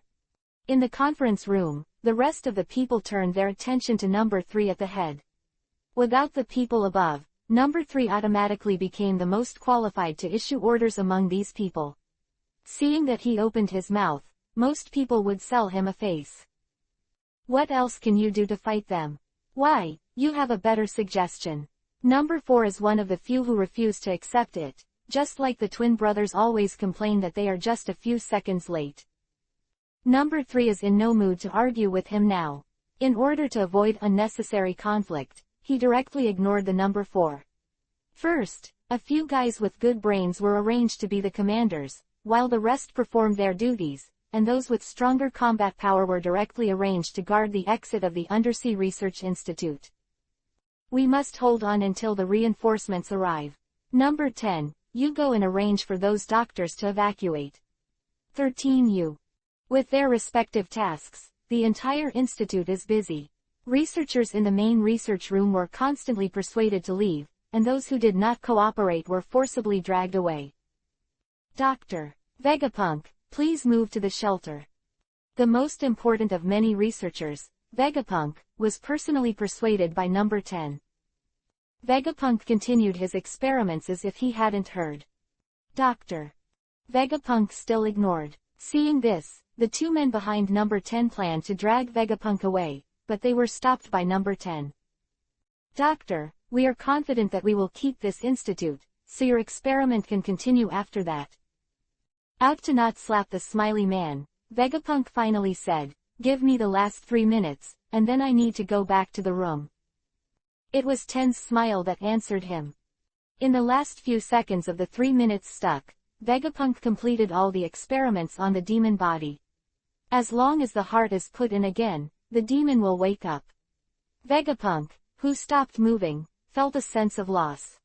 Now can I go back to my room? Of course. 10 waved to the 2 men behind him, obviously wanting them to follow. Chapter 762 Judge's Invitation. 10 was uneasy about letting Vegapunk act alone. Vegapunk is likely to be the main target of the intruder. Even if the enemy hadn't attacked, Vegapunk couldn't just let Vegapunk act alone.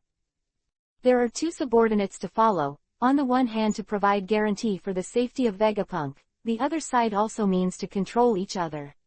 For some reason, number 10 always felt that Vegapunk would not be a peaceful master. Somehow give 10 a feeling that Vegapunk will be gone forever. If it weren't for the fact that there were still many researchers and research results to be relocated, 10 would have personally picked up Vegapunk. Worried about Vegapunk. Now it's right. But to send 2 subordinates to follow, this is looking down on who? If Vegapunk wants to escape, does he rely on these 2 trash to stop him? Do you really think of him as a weak chicken without any fighting ability? Vegapunk turned and walked away without commenting on 10's decision. There was a slight delay on the way back to the room, because on the way, Vegapunk met an unexpected guy. To be precise, that person was waiting for Vegapunk there. Dr. Judge, are you going back to your room too? Fork in the road, Vinsmoke Judge stopped in the way of the 3 of Vegapunk.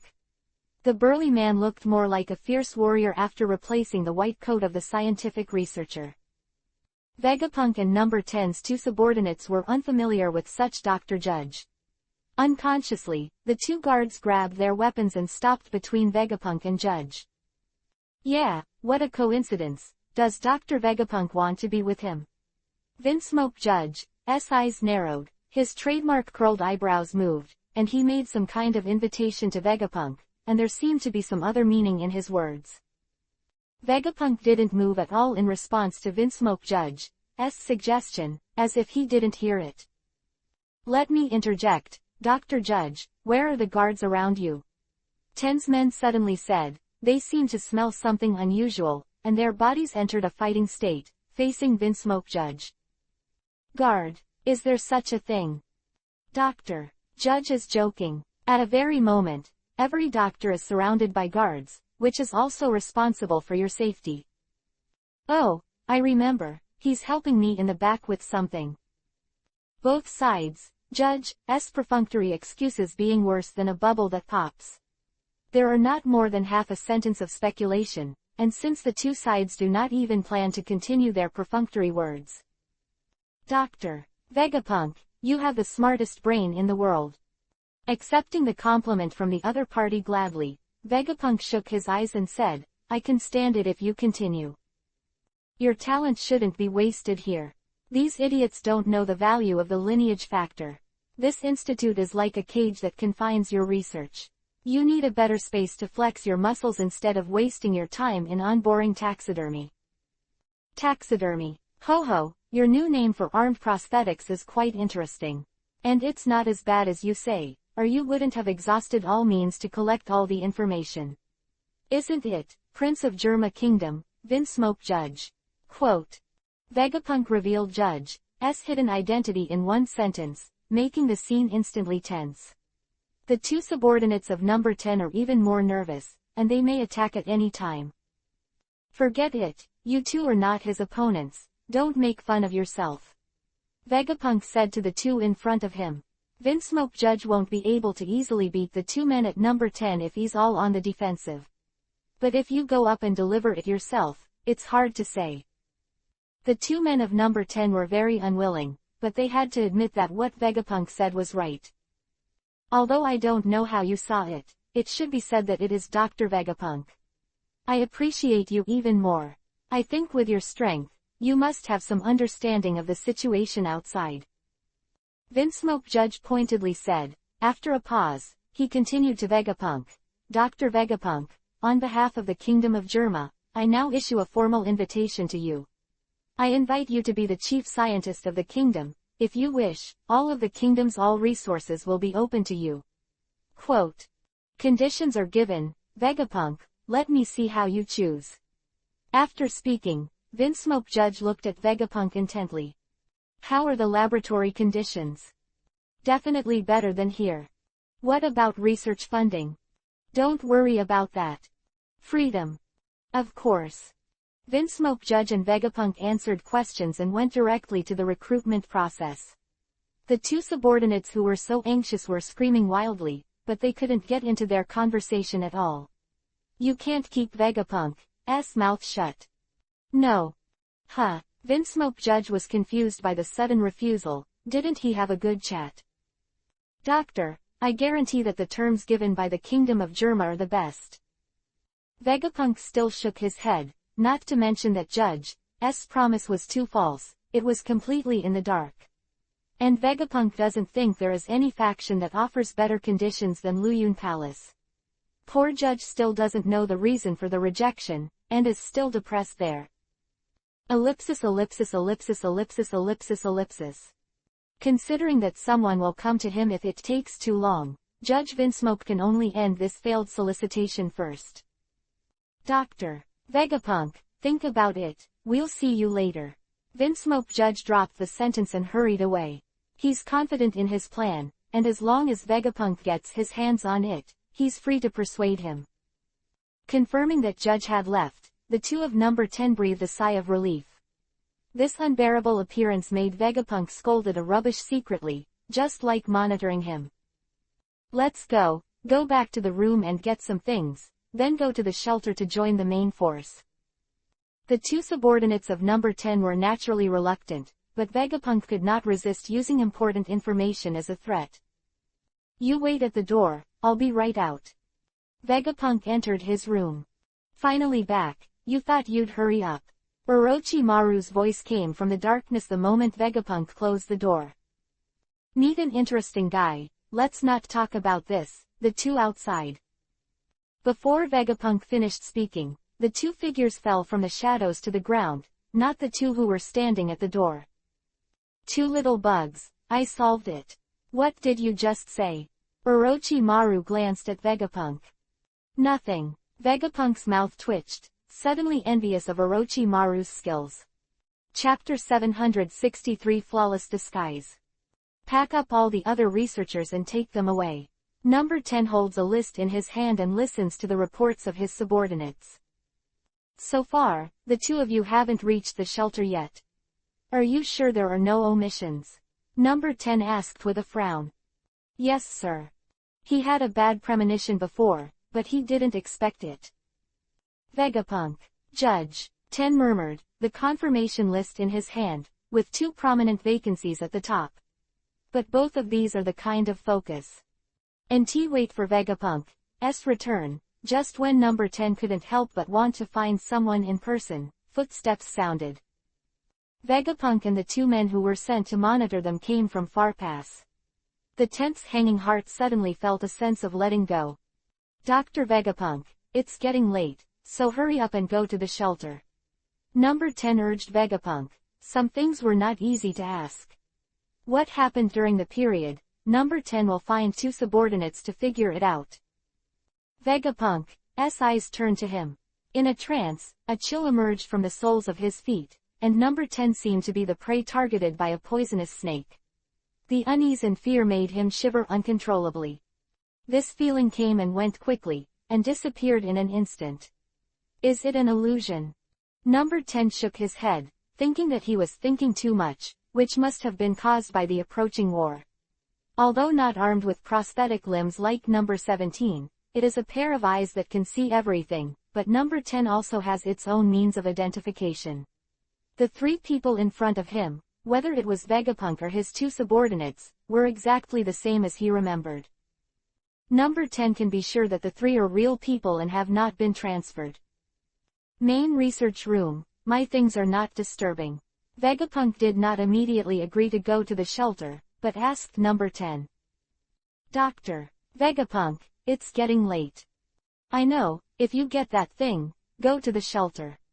So can you please accompany me? Vegapunk invited number 10, as if he had decided that as long as number 10 followed, the other party would not refuse. At this time, Vegapunk approached, and number 10 noticed that Vegapunk was holding a square box in his hand. Maybe the other party is really packing some important things. Number 10 nodded, acquiescing. After shoving the other subordinates, number 10 led the 3 to the research room. The main research room is not far from here, because all the researchers have been evacuated, and the place that used to be brightly lit now seems a little deserted. Walking in the front, number 10 always feels strange. Stopping in front of the closed main lab door, 10 spun around, staring at Vegapunk. Why, open the door quickly, don't you have to rush to the shelter? Vegapunk's calm tone revealed a little impatient. Strange, what's wrong? Number 10 couldn't think of a reason, and in doubt opened the door of the main research room. Except that the lights were not turned on, all the equipment in the main research room was still running, ensuring the activity of the experimental subjects in the culture tank. Perhaps the research here can continue after repulsing the enemy. Looking at the 2 subordinates who were motionless, an electric current flashed in his mind, and number 10 finally knew what was wrong. From just now until now, the 2 subordinates he had arranged by Vegapunk's side just followed in a daze, without any other actions, like 2 puppets being manipulated. There is no superfluous move, and that's what's most wrong. Normally, when he opened the door of the main research room, shouldn't the 2 of them take the initiative to turn on the lights? I found it. It's a bit late. Vegapunk's mouth showed a mocking sneer, as if to say, Cub, Dad is very disappointed in you. You. Number 10's voice was muffled, and before he could attack, Vegapunk's hands were already in front of his face. Shadow Snake Hand. Orochimaru's famous stunt. Dozens of Orochi shot out of Vegapunk's 2 cuffs, tightly binding number 10 layer by layer. After a while, number 10 stopped moving. Vegapunk, no, it should be Orochi pill to be precise. After Vegapunk returned to his room, he and Orochimaru exchanged identities. In front of Vegapunk, Orochimaru turned into his appearance, controlling the two subordinates of number 10, and brought the mature, Devil Heart, to the main research room. And the real Vegapunk found a safe place to hide with the help of the Rat Man Beta. Orochimaru's removal of faces is a very strong disguise ninjutsu. By putting a real human face on his body, he takes other people's appearance as his own. Not to mention that Orochimaru is using a disguised ninjutsu further developed for Vegapunk on the basis of eliminating facial expressions, which can be said to be flawless. The evil spirit that appeared at the beginning was the only flaw in Orochimaru. But number 10 missed it, so that by the time he found out through the strangeness of his subordinates, it was too late. Orochimaru gradually became familiar with the role of Vegapunk, and after dealing with number 10 and his two subordinates, no one could see through Orochimaru's disguise. Recovering many Orochi, the unconscious number 10 fell to the ground, not killing him because the Orochi pill had other uses. Don't naively think that Orochimaru is worried that number 10 is Darwin's subordinate, his own. At this time, Orochi pills don't care so much. What's more, those who can be sent to the Undersea Research Institute by Darwin are basically labeled as sacrifices. Orochimaru is not burdened at all by the lives of these people. Walking alone in the dark main research room, looking at the many research items, Orochimaru patrolled the past one by one like a teacher checking homework. The darkness has little effect on Orochimaru, but it makes him invisible to the surveillance cameras. Orochimaru was not in a hurry to take out the Devil Heart. He was waiting for an opportunity when the people above broke into the Undersea Research Institute and mixed with the guards of the Dinosaur Family 3.8.